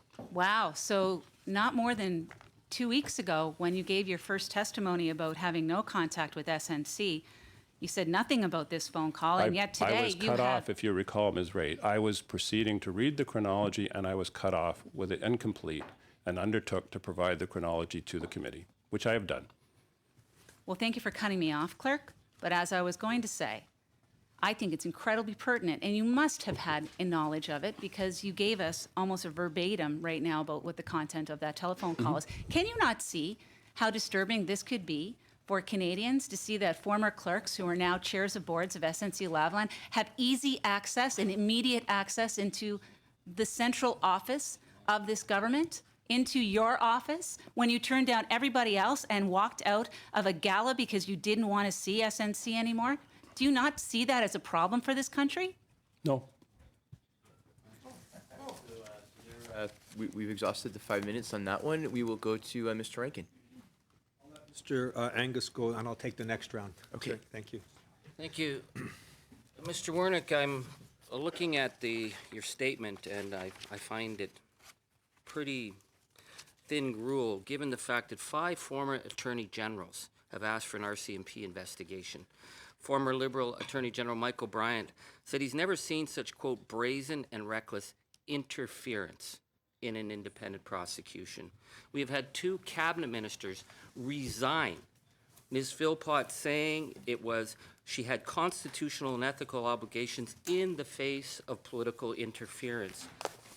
You are one of the key political actors in this, Mr. Wernick, and yet I find that's missing from here is any attempt to explain what happened in that key meeting of December 19th, where we asked Ms. Wilson-Raybould on record if you threatened her, and she said she wasn't threatened once, she was threatened 3 times by you. And then she said that you wanted to find a way to talk directly to the prosecutor, which would be the interference, direct interference in the prosecution case. And she warned you that you were on dangerous ground. How come you haven't even tried to rebut her testimony? I haven't been asked a question, Mr. Angus. I do not have independent recollection of what I said. I did not record the conversation. I did not wear a wire. I did not take contemporaneous notes. And that is not my recollection of the way the conversation flowed. Can I put it to you, Mr. Wernick? You're asked about threatening the Attorney General. You're asked about treading on dangerous ground, and you tell our committee, well, I wasn't wearing a wire. Sorry, I don't remember. Mr. Wernick, that is not a credible answer. You are to be the clerk of the Privy Council. If you come to a meeting and you can't remember threatening the Attorney General and tell us, well, I'm sorry, I wasn't wearing a wire, I suggest, Mr. Wernick, that the brazen and reckless interference referred to by 5 former Attorney Generals refers directly to you. And if you cannot answer that question, you have no business being in that job. So I have said at this committee before, and I would say again, I did not threaten the Attorney General. But you don't remember. You told us you don't remember. I am telling you now, wire, Mr. Angus, if you don't remember. If you want the answer, finish the answer to the question. Mr. Clerk? I have never raised partisan considerations. I reminded her repeatedly she was the final decision maker. I did not attempt to influence her decision. I was giving her relevant context about public interest considerations. I did not suggest any consequences for her.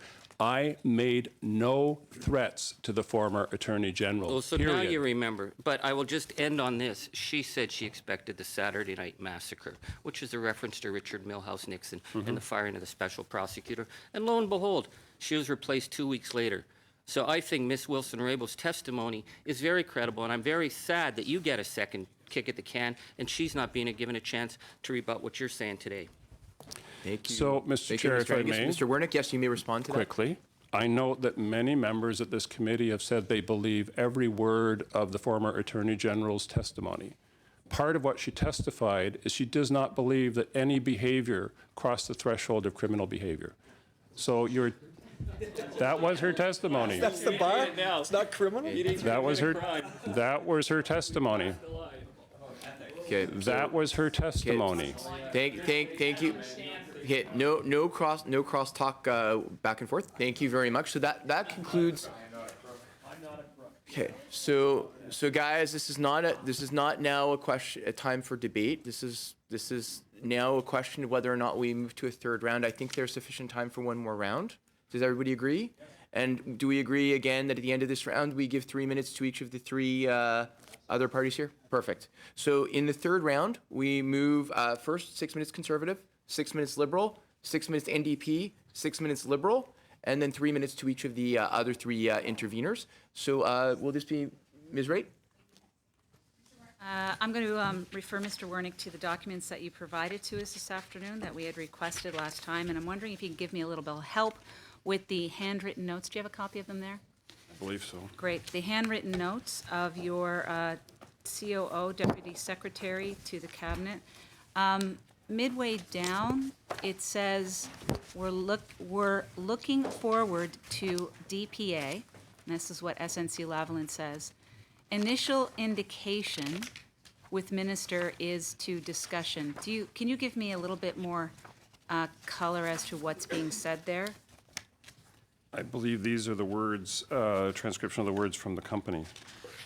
Yeah. Do you recall what the comment was there? Which part are you referring to? Initial indication with respect to, I can't make out what the rest of it is. I'm wondering if you can help us. So what the notes allow us to confirm is that on September 18th in the afternoon, the company had not been informed by the DPP that a DPA was going to be declined. Okay. Interestingly enough, that is not what the legal officer to the DPP said in her letter to SNC-Lavalin. I understand. It's what the company said. Sure. You also provided for us the clerk contact with SNC. Is this everything in the contacts now? You're content that it's the entirety of your interactions with SNC-Lavalin? It's everything that I'm aware of. When the ethics commissioner began a process, which is some time ago, there was an immediate request for all documents and records remotely related to SNC-Lavalin to be secured, and they were secured and they were sequestered. And that is probably, now that I think about it, why Mr. Butts's email traffic was secured and sequestered. Glad you understand the question now. So in your testimony previous, you said that I asked you if you were informed of the September 4 decision by the Director of Public Prosecutions. You said no. And then by midway of your testimony, you indicated, I think she advised the Prime Minister of her view that a deferred prosecution agreement was not a good course, and she had no intention of intervening, and indeed, she has never intervened. So, as I said before, we're on safe ground to say that you and the Prime Minister both knew on September 17th that she had made her final decision and had no intention of intervening. And as a matter of law, the decision is never final because she could always take into consideration public interest considerations and was able to take into account new information. Okay. I appreciate that. Are you a lawyer, Mr. Wernick? No, I'm not. Okay. Who wrote that for you? I have retained personal counsel because Mr. Scher's letter to the RCMP. Right. So you're telling me that your lawyer wrote that for you? My lawyer advised me on the boundaries of my testimony this afternoon. Yeah, but what you just read there is interesting to me about making the assertion that everything was okay. I'm wondering who wrote that for you, because it sounds an awful lot like some other comments that were mentioned by Mr. Butts this morning and some people who appear on panels on television. What are you insinuating? I'm not insinuating anything. I'm saying You are it flat insinuating. out. What are you I'm insinuating? asking you who wrote that for you, Mr. Wernick. I wrote it on my computer after conversations with my counsel. Okay, so that wasn't so hard to say. I'm wondering if I could read to you, Mr. Wernick, what Jody Wilson-Raybould said in her testimony. She said, the clerk of the Privy Council would have known on September 17th meeting because I specifically mentioned to both him and the Prime Minister going into detail about the Section 13 notice that I received, and that, again, I was very clear that I've already made my decision around the deferred prosecution agreement and not intervening. There's no reason not to take that as a fact, is there? As I testified last time, 90% of the conversation at that meeting and the reason for my presence was to discuss the Indigenous agenda. I didn't ask about that. I asked you whether or not that's a fact in your mind now. Is that an agreed fact between you and I that on September 17th she went into detail about the Section 13 notice? Or do you not remember it now? I do not believe that it was in detail or lengthy. She made her position clear as she testified that in her mind she had made a final decision. We heard in great I'm going to actually ask the Deputy Minister of Justice a question right now. We heard in great detail from Jody Wilson-Raybould's testimony some things that I found quite disturbing as a lawyer. And I'm just going to tell you what they are. And I understand fully that you were directed on September 19th not to have any discussions with the Director of Public Prosecutions, and you didn't. And I accept that. But on September 16th, two members of PMO said that individual Crown prosecutor wanted to negotiate an agreement, but the director did not. They also said that they heard that you, the deputy minister, think she can get the PPSC to say, we think that we should get outside advice. And on the 19th, the same two from PMO raised the idea of an informal reach out to the director, either through the Attorney General staff or through yourself. Do you believe that direct contact between staff of the Prime Minister's office with your Crown prosecutors or the Director of Public Prosecutions or the Public Prosecution Service is appropriate? I don't think so, but I'm not sure this is what we should read on that they had conversation with public prosecutors. Well, we'll treat it as a hypothetical. Do you think it's appropriate for that kind of contact to happen between the Prime Minister's office staff and your Crown prosecutor or the PPSC of Canada? That was the last question. Now I'll give the witness time to answer. So Crown prosecutors don't have conversation about specific cases with PMO. They can maybe answer questions, but as I said before, the Section 13 to explain are really dedicated to the AG. Yeah, sorry. Conversation. That was okay. So now we'll go to Mr. Boissonneau.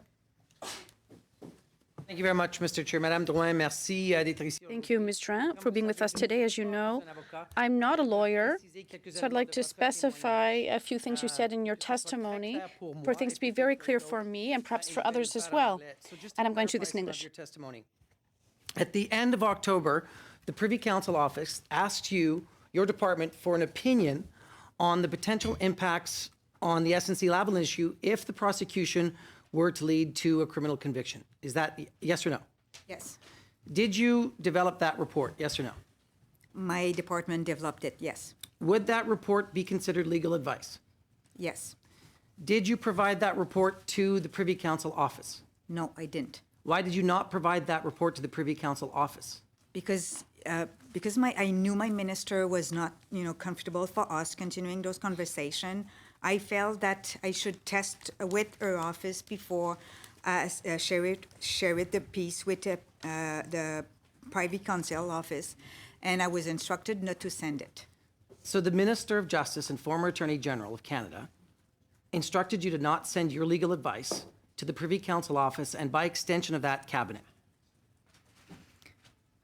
Well, the request I got from PCO,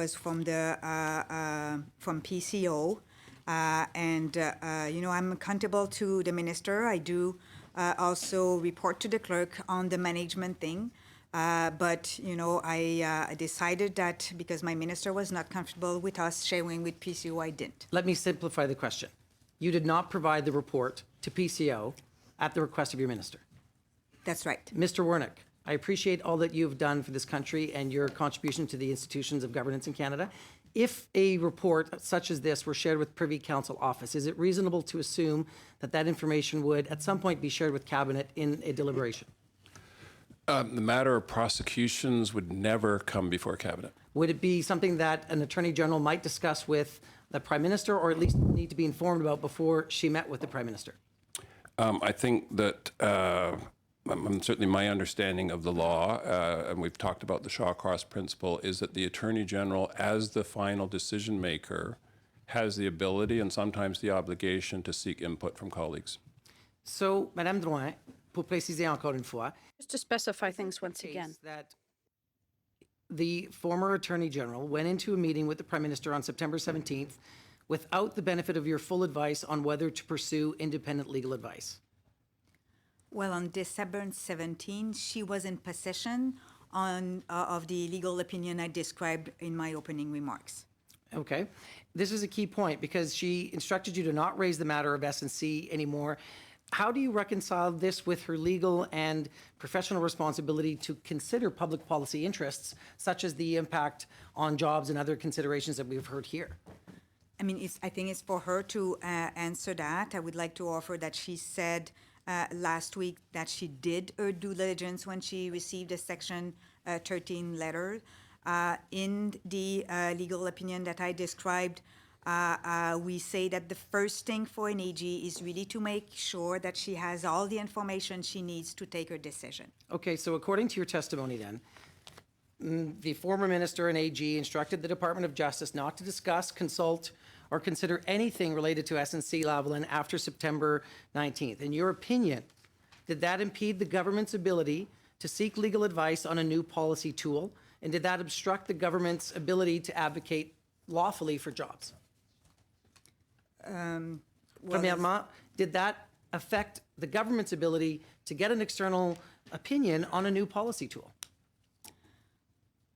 Le gouvernement peut toujours aller chercher. Government can always seek opinions when it is developing a new program, but only with the approval of the Attorney General. If your question is whether the government will seek legal advice on a criminal file in particular, the opinion I said was that even if it was suggested to seek outside legal advice, we would recommend transparency and a publication of this advice in the Canada Gazette. The fact that the former Attorney General said that she didn't want any more work on this file, did this prevent the government from seeking other legal advice on the SNC file? She is the person who decides on this file. And when she makes her decision, it means the door is closed. She's the only one who can decide to exercise her powers under the DPP Act. In your role, both here and provincially, is it a usual course of business or normal for an Attorney General to not forward a legal advice to the equivalent of the Privy Council, whether it's provincially or here at the federal government? As I said, I am accountable to the minister and also to other ministers, including the Prime Minister. And if I do receive instructions, I act accordingly. Thank you. Quickly, on December 19th, there was lots being said there. You mentioned, and it's been mentioned in testimony, that the Prime Minister and the former minister were at loggerheads over issues. Were they at loggerheads over an issue, any other issue other than SNC-Lavalin? Was there something else at play here? I'm not sure that's a question I should answer because it's not covered by the SNC question. Is there an issue that they were at loggerheads over other than SNC-Lavalin? I think, and I do not have contemporaneous notes of the conversation. I would not say they were at loggerheads. I was worried as a Secretary of Cabinet that frustration was building, that colleagues and the Prime Minister had not been provided an explanation for why the DP8 route or option was not being chosen or exercised, and why seeking outside counsel to do due diligence on the first use of a DP8 was not being chosen. There was building frustration at the time, and I was concerned about that. The smooth functioning of Cabinet requires that ministers have a good working relationship with each other. Thank you very much. Thank you very much, Mr. Rankin. Before my time starts, I just want to put on the record that I have a motion to make at the end of the proceedings again, if I may. Okay, I have a couple questions for Mr. Wernick and a couple questions for Ms. Drouin. From you, Mr. Wernick, picking up on what in the last round, I asked you a number of questions about the call you made on September the 19th to the former Attorney General. December 19th, yes, and thank you. And you said you didn't recall a number of things I asked you. Now, we have as a fact that the Honourable Jody Wilson-Raybould and Dr. Philpott quit their jobs. They resigned from Cabinet. And you're telling Canadians that you don't remember saying any of the key things that the former Attorney General testified to. So my question is, how can you expect Canadians to believe that these highly competent, highly credible women got this so wrong? I think there's a few plot holes in the question. It is very clear from the sequence events that whatever triggered the Minister Raybould Wilson's resignation happened after she was moved and after the appearance of the Globe and Mail story. Okay. I have another one for you, and this goes to your experience in setting up fair process as a clerk, and over your 37 years as a public servant, you've seen the need for fairness in public institutions. My question is this. Do you think it's fair that the Liberals on this committee voted to invite you back to address the testimony of Jody Wilson-Raybould, but they just voted against extending her the same courtesy? I think this is entirely for the committee to decide. So you have no opinion, based on your vast experience with agencies, boards, and commissions, whether that's a fair process? I work for the executive, and I will not opine on how Parliament should conduct its business. Okay, I'd like to turn then, if I could, to Ms. Drouin. In your account, you referred to September 19th, and you write the following: I clearly recall that the former Attorney General said to me that this would be the last time we discussed the SNC-Lavalin matter, and she instructed me to not have any discussion with the DPP, close quote. So she had decided by that day. It seems clear from your testimony that you agreed to that. So unless there was any new evidence, why would one continue to raise this matter with her over and over again? Now, we heard it said that the Attorney General's decision is never final. But if there's no new evidence, no new facts, which I think you replied to Mr. Assassi on, why would that be appropriate to keep going at her when she said, and you record in your testimony, that she had made up her mind on that date? Maybe one thing, so I cannot say whether or not new evidence, new facts was under the government hands at that point. It was helpful, Mr. Rankin. I firmly believe there were new facts that emerged between September and December. Well, that's new evidence that's not been brought to this table before. And I understood you replied as a lawyer to a question from Mr. Assassi that it had to do with whether there were new facts or evidence. That's what you said. I said. Are you telling us there is any new fact and evidence? I understand that Mr. Wernick believes there are. What would that evidence be? I said that I cannot talk about. You can't talk about it. I mean, not that I can't. Can anybody talk about it? No. You I don't don't know. know if new facts or new evidence I know I'm were sure available at that time. That's good to know. Mr. Wernick is ready to answer that question if you want. I asked the question of Ms. Drouin. Am I going to be docked on my time, Chair, as a consequence of go him ahead. If you don't intervening? want to, please go ahead. Well, I'm happy to have him reply if it's not costing me the very scarce seconds I have to do this. So I'm going to stop it for a second, but no, that you should proceed with your time how you want. He offered to answer. I'm just letting you know. I'm offering Mr. Wernick, who wishes to intervene, the opportunity to do so. The new facts that emerged, which I believe were public interest considerations, were the tanking of the share price of the company, making it vulnerable to takeovers, and communications from the new Premier of Quebec and the government of Quebec, which changed the risk calculus around a conviction or not conviction of the company. All right. Thank you very much. And I apologize, we're just under such constraints. That's the way the process works. We had the testimony of a former judge here, Ms. Drouin. Her name was Mary Ellen Turpel-Lafond. And she called for an RCMP investigation into this affair if there was any evidence that Ms. Wilson-Raybould was removed as Attorney General because she refused under pressure to change her position in favor of a deferred prosecution agreement. Do you agree with the former judge? I think what I have to say is what I've seen in that case, and I do have an ethical obligation. If I had seen illegal activities, it was my duty and responsibility to report it, and I have not reported it. Is that it, or we? I'm going to ask Mr. Angus. Well, just finally, because Mr. Butts claimed there was new evidence, which would be reason to intervene in a direct public prosecution. But Mr. Wernick, you said this new evidence consisted of SNC's share price. When the Prime Minister's office wrote that legislation, they specifically exempted the economic argument. So Ms. Wilson-Raybould was very clear that this could not be. And yet you believe that if it's something that you think can happen, well, we'll just make it happen. If economic argument was written by the Prime Minister's office as not allowable, how do you get to claim that's new? That's not new evidence, that's new opinion. So the phrase national economic interest in the legislation is a cut and paste from the OECD code on anti-bribery. And it is meant, in my understanding, and you can seek advice on this from experts, to distinguish national economic interest from the interest of other countries. So you can't, if you're part of this group in the OECD, You cannot favor or let a company off because it helps France versus Germany or Germany versus Italy or Canada versus the United States. But it could be perfectly fine to be used in an election. So if I could finish the question, then the time has expired. my view is that the economic impacts of jobs, and it's explicitly in the criminal code, the impact on suppliers, pensioners, customers, communities, is a relevant public interest consideration. Very much. Ms. Khaled.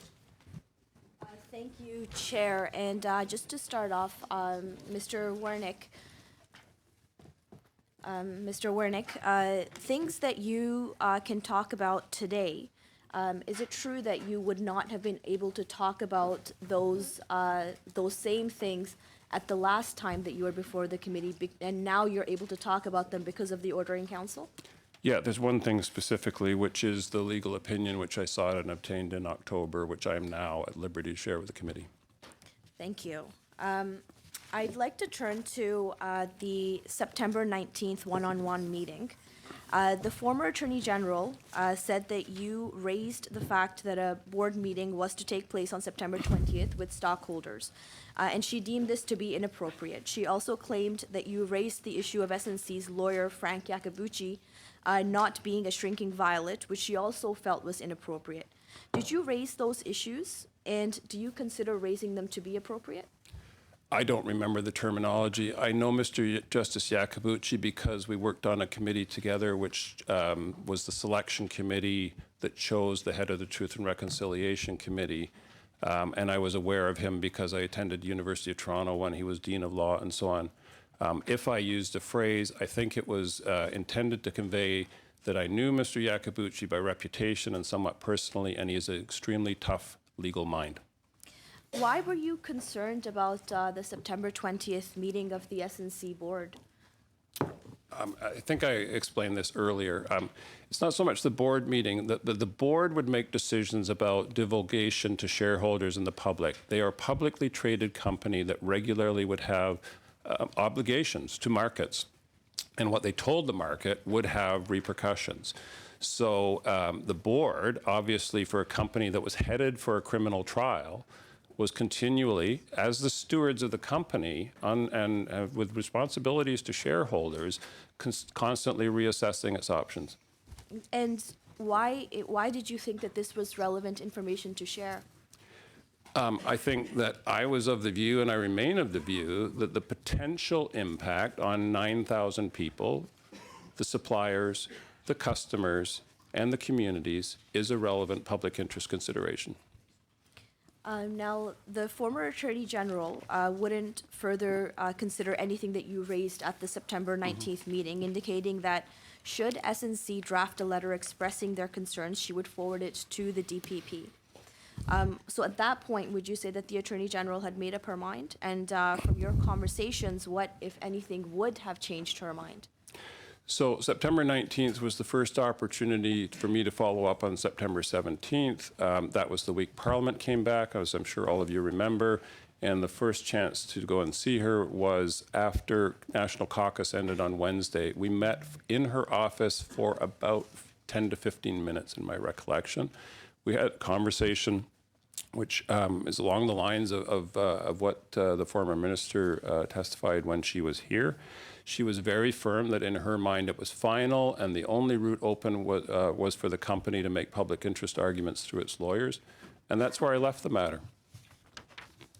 Thank you. And just going towards the September 17th meeting with the Prime Minister, and you were present there, Ms. Wilson-Raybould did indicate in her testimony that the reason for the meeting was not SNC, and you confirmed that in your testimony as well. Can you talk about what 90% of the meeting was, as per your testimony? February, I think it may have even been Valentine's Day of 2018, the Prime Minister spoke in the House and committed his government to a new approach to recognition of Indigenous rights. Fundamental change in the relationship. And it's something that he wanted to do, and I'm sure would like to still pursue. through the course of the summer, we were not making progress on ironing out the public policy and legal considerations around that. And I was in trying to keep the agenda moving through the fall, which included NAFTA, legalization and regulation of cannabis, and many, many, many other issues. I stepped in to try and conciliate and move that forward. My colleagues at PMO were immersed 7/24 in NAFTA negotiations. Thank you. And one question to both of the witnesses.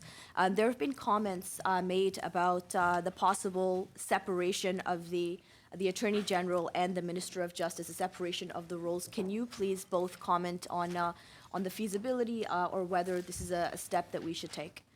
I think that when you're considering a change of that magnitude, you are not talking about changing an app. You are talking about going into the deep code and the operating system of this country, and it should not be done lightly. It should be studied thoroughly. I think parties should declare themselves in the upcoming election. It might be a good topic for an expert panel, a royal commission, a Senate committee that's not running for election this summer. I do have views, which I'd be happy to share at the time, but my view is that I wouldn't do it lightly. And the UK analogy is not a perfect one because the United Kingdom does not have a statutory wall around the prosecutorial function, and Canada does. If I can add, I've been working with that system for 6 years. I think it's a good system. I think it's working. Whether or not something else can be, brought in Canada is a policy question. And I'm ready to support doing analysis if there's a need to do that. Thank you. Thank you very much. So we'll now go to three minutes from each of the the non-recognized parties, and then we'll excuse the witnesses, then we'll come back to Mr. Rankin for his motion. So Ms. May?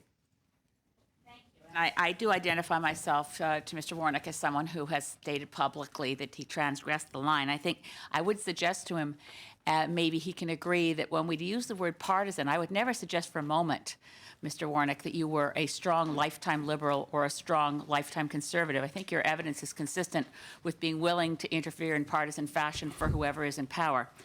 But my question to you is, had you ever met Frank Iacobucci in the context of anything in the 4 months that have been described to us by Jody Wilson-Raybould's testimony?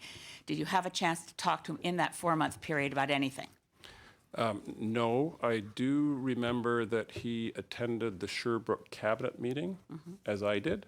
I crossed him in the hall. I came over and greeted him because I know him. I have never had a conversation with Mr. Justice Iacobucci about these matters. Okay. Now, of course, in your previous history of public service, for a remarkably long time, you were Deputy Minister at the Department of Indian and Northern Affairs, and our former Attorney General, of course, was a prominent Indigenous leader with the BC Council of Indian Chiefs. I just wondered, did you have any relationship with her prior to her time as Attorney General in that context? Yes. As I met her as early as 2006 when I started working at INAC. I attended BC Chiefs Assemblies. I was a co-panelist with her on academic conferences. I was a co-panelist with her at a number of meetings. We've had breakfasts, lunches. We've had an ongoing conversation. I had relationships with Indigenous leaders right across the country in order to do my job. And as I said in my testimony, I considered the former minister an ally in what we were trying to accomplish, a colleague and a friend. Now, in the context of your evidence here today, I wonder if we did have the discussion about it being cut and paste language from the UNESCO agreements about OECD rather, about the OECD agreements about how to understand the term national economic interest. But it is clear that Section 715 sub 32 sub 3 says that the public prosecution must not consider the national economic interest as a factor. Isn't it a fair inference from that you would not consider a jobs argument in deciding whether to bring a public prosecution or not? That's not my reading of the law. My understanding is in this context, national economic interest means domestic. as opposed to the interests of other countries. And I repeat that I believe that the impacts on jobs, suppliers, customers, pensioners, and communities are a legitimate public interest consideration.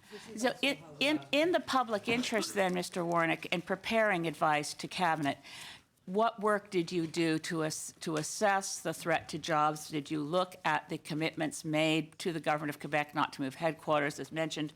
Did you look at the current financial status of SNC-Lavalin? Did you, in fact, have an independent assessment of whether there would be any impact on jobs from a decision to pursue as the Director of Public Prosecutions had decided to proceed? No, because the file was entirely in the carriage of the Minister of Justice. So, sorry, that time has expired. Monsieur Plamondon? Merci, Monsieur le Président. Thank you, Chair. Earlier, we talked about the PCO's request regarding legal advice that you prepared, and you said earlier, and you said that you did not send it to the PCO at the request of the minister, and now that the minister is no longer in place. Could you send this legal advice to us so that the committee could take it into account? You're talking about the legal opinion on the impact if SNC were found guilty. I will look at your request and I'll ask for advice before I provide it, because it is still the draft and I will have to take some advice before I reply, but I will make the commitment to examine this possibility. Since the beginning of our discussions, well, the minister, within 8 days after she came back from her trip, to paint herself into a corner. She said that she is going to prosecute them and then she'll take no more advice or occasions to take outside legal advice. And that she wouldn't listen to anyone, and she was stubborn. She said, I'm going to prosecute them. And then later, SNC-Lavalin lost $1.6 billion over 3 months. Its share price fell by 30%. And that didn't give her cause to reflect once again on this issue. And can you give us an explanation or a reason why she was so firm in her decision and she didn't want to listen to anyone? I said earlier, for the minister and for AGs, it's very important to respect the independence of their role. And that's why they really protect their decisionary power. And I answered the question saying that, in my opinion, based on what I understood, is that she didn't see that there was any leeway in exercising her powers under the Act of DPP, that this would not be perceived as political interference. Even if she voted in favor of the Act, there are two components here. First, the Act, which introduced into the criminal code the whole system for remuneration agreements. It was a tool that was given to the Director of Criminal Prosecutions. And this was an option that the minister proposed, whether she could exercise her power under the DPP Act to overturn or to intervene in a decision that was made by the DPP to not offer a remuneration agreement. We're going to move on to the next question. The floor is yours. Thanks very much. Mr. Wernick, in your opening statement, you indicated the former minister agreed that entering into a deferred prosecution agreement would have been entirely lawful. My understanding of Ms. Wilson-Raybould's testimony is that she did not believe that SNC-Lavalin was eligible for a deferred prosecution agreement under Canadian law. So I wonder if either or both of you could shed any further light on whether SNC-Lavalin would have been eligible for that provision. What I meant by lawful was it was an option available to the minister under legislation passed by this Parliament. There was nothing illegal about a deferred prosecution agreement. It's a lawful instrument and an option that was always and still is available to the Minister of Justice. No, fair enough, but either you or Ms. Drouin have any view on whether SNC-Lavalin would have qualified for the provision that is in legislation? I have no line of sight to the evidence and the arguments. That is a decision which is entirely 100% in the hands of the DPP and the Minister. Maybe just to add, so the offenses SNC-Lavalin is facing are covered under the remediation agreement regime. But as the clerk said, whether or not this tool is available on a specific case is the decision of the DPP. Okay. On the possibility of separating the Minister of Justice portfolio from the Attorney General portfolio, Mr. Wernick, you said that it's not a decision to be taken lightly, that there should be more study, and that you might have views to present as part of such a study. Given that you're in charge of the machinery of government in this country, I'm wondering if you have any views that you could present today. I think if you're going to go down this road, and I do think it's a productive thing to go down, then you'd have to look at Australia, New Zealand, the United Kingdom, provincial governments, and ask yourself, where is it being done, where is it not being done? My general comment on machinery changes is you trade one set of issues for another set of issues. There are consequences that are intended, and there are unintended consequences. And the people that make decisions on machinery, which actually is you in passing legislation, have to decide which set of issues you'd prefer to have. Okay. It must happen on a fairly regular basis that companies come to the government seeking certain concessions and saying that there will be dire economic consequences and job losses if they don't get what they want. I'm wondering if you can speak any more to how the government assesses those kinds of claims or threats from companies. Well, first of all, I mean, it's an opportunity, thank you for the question, to say something I said earlier, which is in Canada, we have a very strong transparency regime that these contacts with government and this advocacy by companies is recorded, it's registered, and it's regulated. So that is a very good thing for Canada and Canadians. Companies, unions, university presidents, provinces, stakeholders make representations to governments all the time, and they make them to you. And so each issue would be different in terms of how it's assessed. Okay, well, thank you. Thank you very much, Mr. Weir. So as not to confuse anyone with what's going to happen, I propose that I will thank the witnesses, excuse the witnesses, we'll suspend for 2 minutes so that the witnesses can leave, and then we will move to Mr. Rankin's motion. Mr. Chair, can I just clarify one point about availability of documents, because I'm trying very hard to be helpful to the committee? Of course. So, because I was never asked the question directly, but I just volunteered to try to be helpful to the committee, that as this issue started to bubble in September and October, I, like many people, wanted to understand the decision-making framework. Who had what role, what authority, and what power? I verbally asked my colleague for a backgrounder on the issue. That backgrounder was sent to me on October 12th in the afternoon, and I am now free to provide that to the committee. That opinion, which gave no opinion on what to do. It's simply a backgrounder on roles, responsibilities, and authorities, has been the foundation for my participation in this file ever since. Thank you very much. We'll consider it tabled with the committee. Ms. Reid, before I thank them, did you want to ask something or say something? To know whether or not anybody would be interested in having very short, one more round, 3 minutes each. I'll look around. So it looks like we'll have to have a vote on that because I don't see consent. The meeting was scheduled for 4 o'clock, 4:15, and our witnesses have been good. Okay, so did you want to propose? Yeah. Yes. Okay.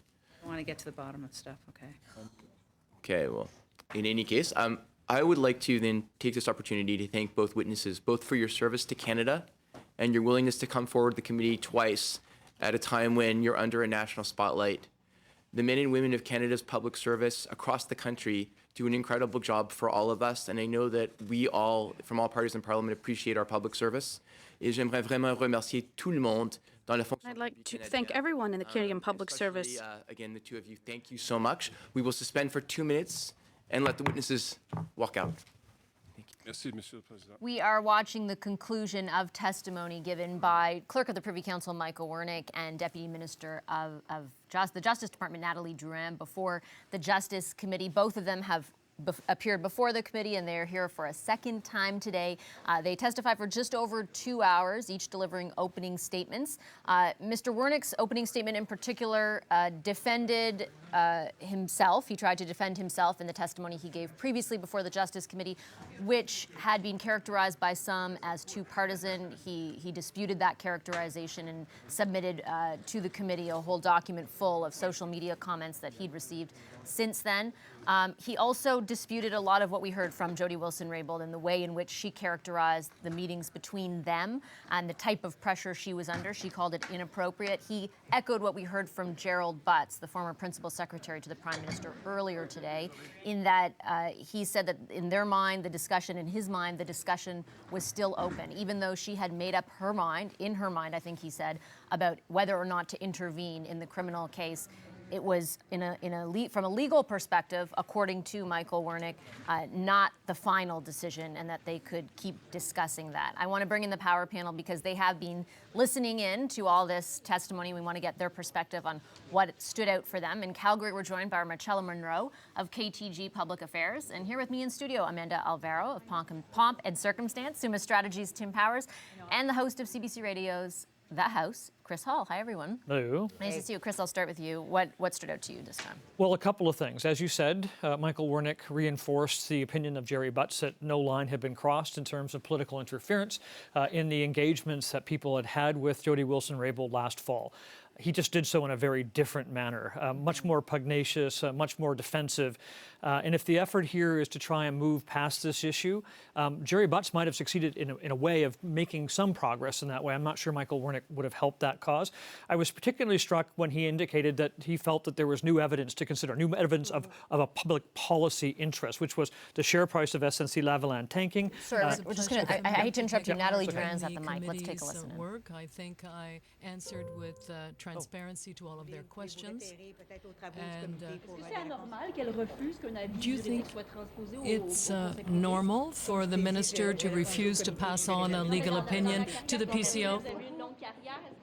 So that was just a brief interaction there. Yeah, that question there was pretty interesting because that was something that came up here, that basically the PCO asked for a legal opinion from her office that they produced on what the impact of the SNC, what the impact on SNC would be of not pursuing the DPA. They produced that document, that backgrounder, but it was not forwarded to the Privy Council at the instruction of the minister. Right, and that was the other thing that I was going to get to, which is that does suggest that there was this friction that Michael Wernick talked about, that Jody Wilson-Raybould felt that this was not something that could properly be conveyed to the Privy Council office and ultimately to the Prime Minister, since he is Michael Wernick is a Deputy Minister to the Prime Minister. And we heard Randy Boissonneau of the Liberals really focusing on that.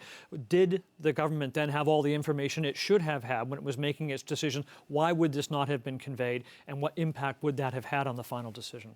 You know, so much of this is also going to come down to who is seen as being believable. If you want to contrast performances today, well, I may disagree with some of the things Jerry Butts said and some of the arguments he put forward. In tone and temperament, he was miles ahead of Michael Wernick. It's unfortunate maybe for the government that Mr. Wernick was this afternoon. Mr. Wernick is not somebody I think you would ever want as a character witness because of his style. Abrasive, pugnacious. Who says at a committee hearing that I didn't wear a wire?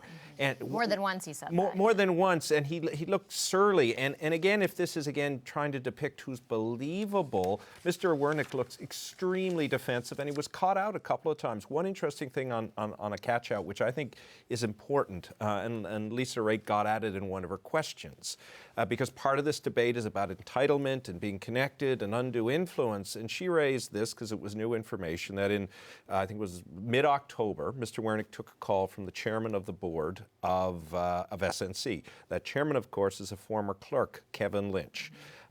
Ms. Raitt suggested there may be some violation of Section 33, which is about public office holders' behavior in past life. I'm no expert on that, but I do know from a governance perspective, as somebody who sits on a public company and is the lead director of that public company, it's extremely unusual to have a director who is not supposed to interfere in the operations of the business to reach out to a senior decision maker.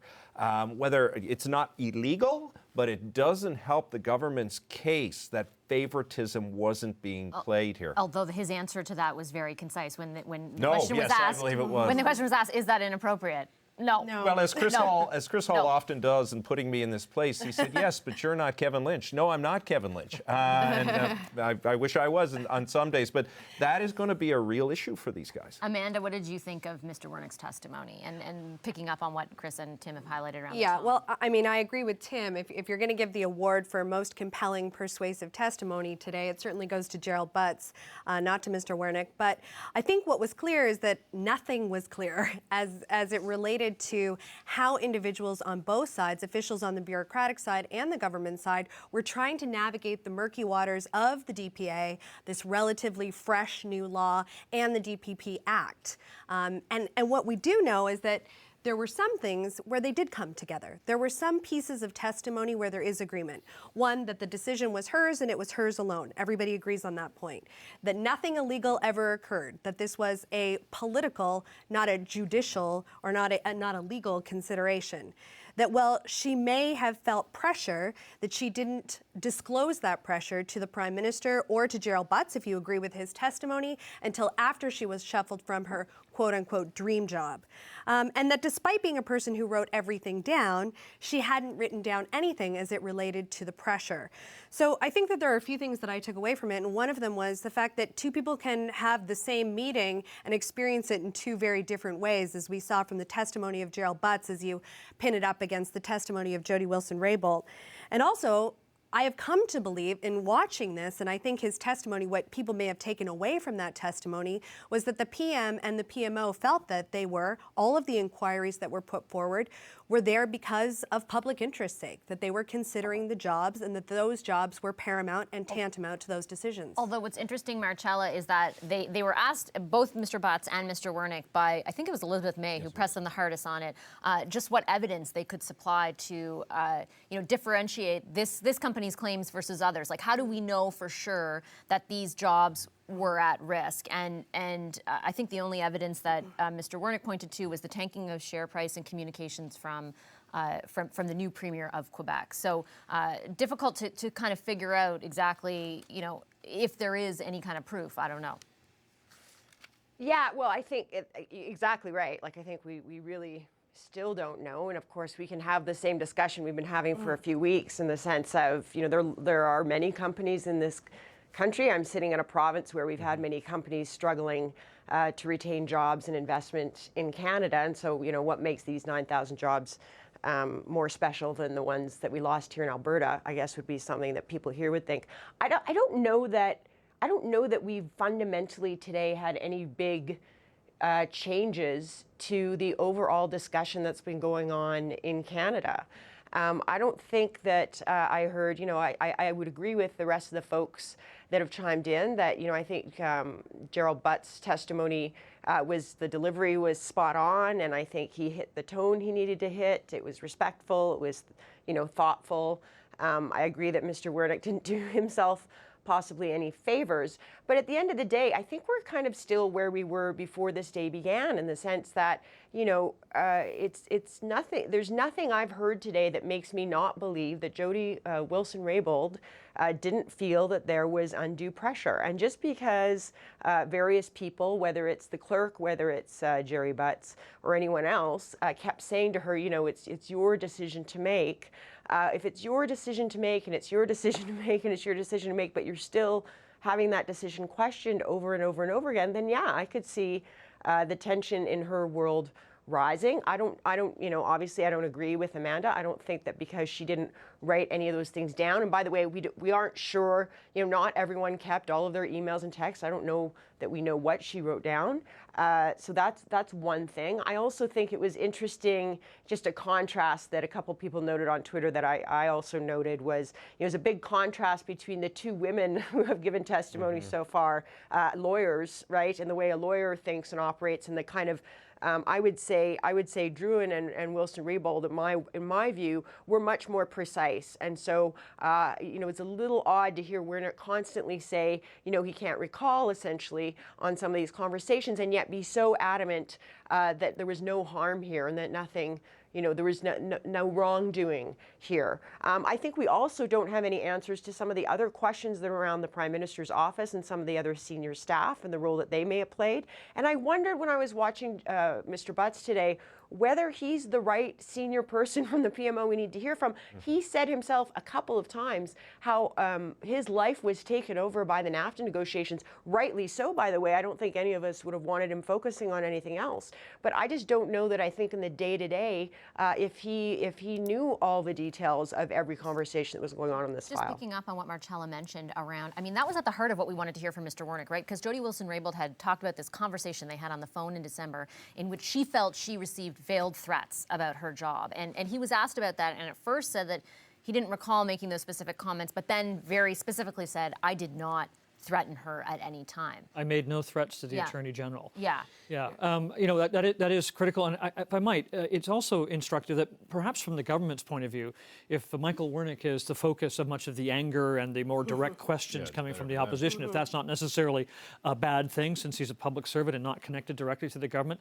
But I also want to pick, Natalie Drouin made an interesting point too. She got a call from Paul Rochon, who's a Deputy Minister of Finance, shortly after Ben Chin, who was the Chief of Staff to Bill Morneau, the Minister of Finance, about this file and about how the DPPA process works, which makes you think there was a lot of concern and a lot of conversations going on inside the government about this whole process.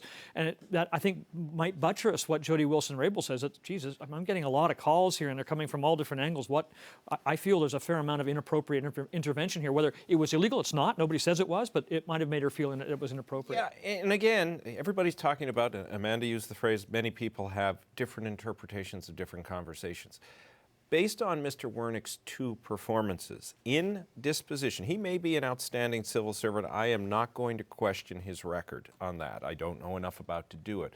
But the disposition I have seen in two hearings is one that could make people uncomfortable, particularly when they're having, as he described his conversation with Mr. Lynch, as being curt and forceful. What was also fascinating in Mr. Drouin's testimony, which gets again back to dates and sustaining pressure, she said that it was on September 18th, after Jody Wilson-Raybould had that meeting with the clerk and the Prime Minister, that it was very clear that the minister had made up her mind and that there would be no contact on a go-forward basis.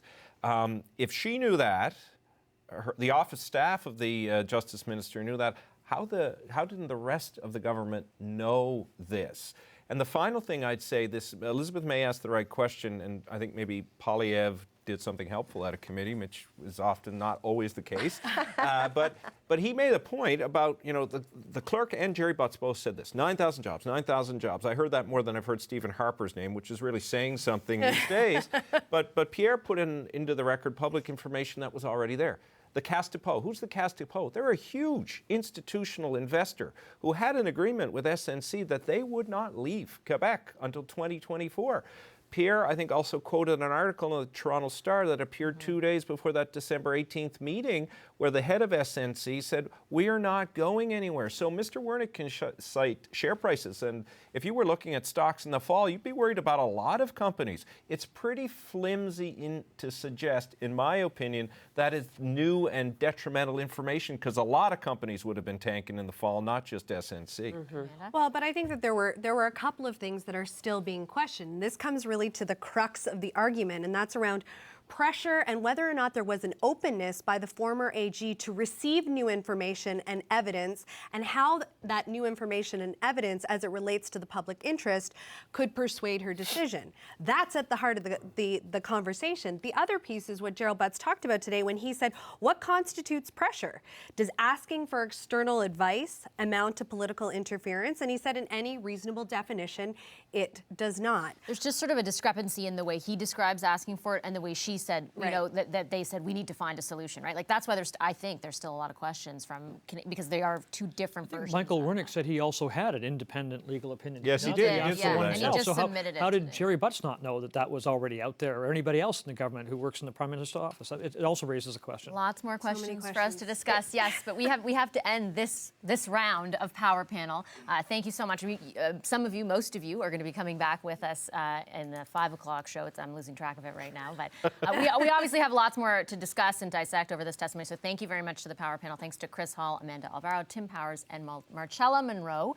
We will reconvene with all of you guys, as I said, next hour. That's it for this special edition of Power and Politics, though. We'll be back at 5 o'clock. Andrew Nichols has a lot more coming up on this story on CBC News Network. Once again, we've been watching the testimony of Gerald Butts this morning, Clerk of the Privy Council Michael Wernick, and Deputy Minister of the Justice Department Natalie Drouin. We will continue to discuss this as the afternoon goes on. Stay with us on CBC News Network.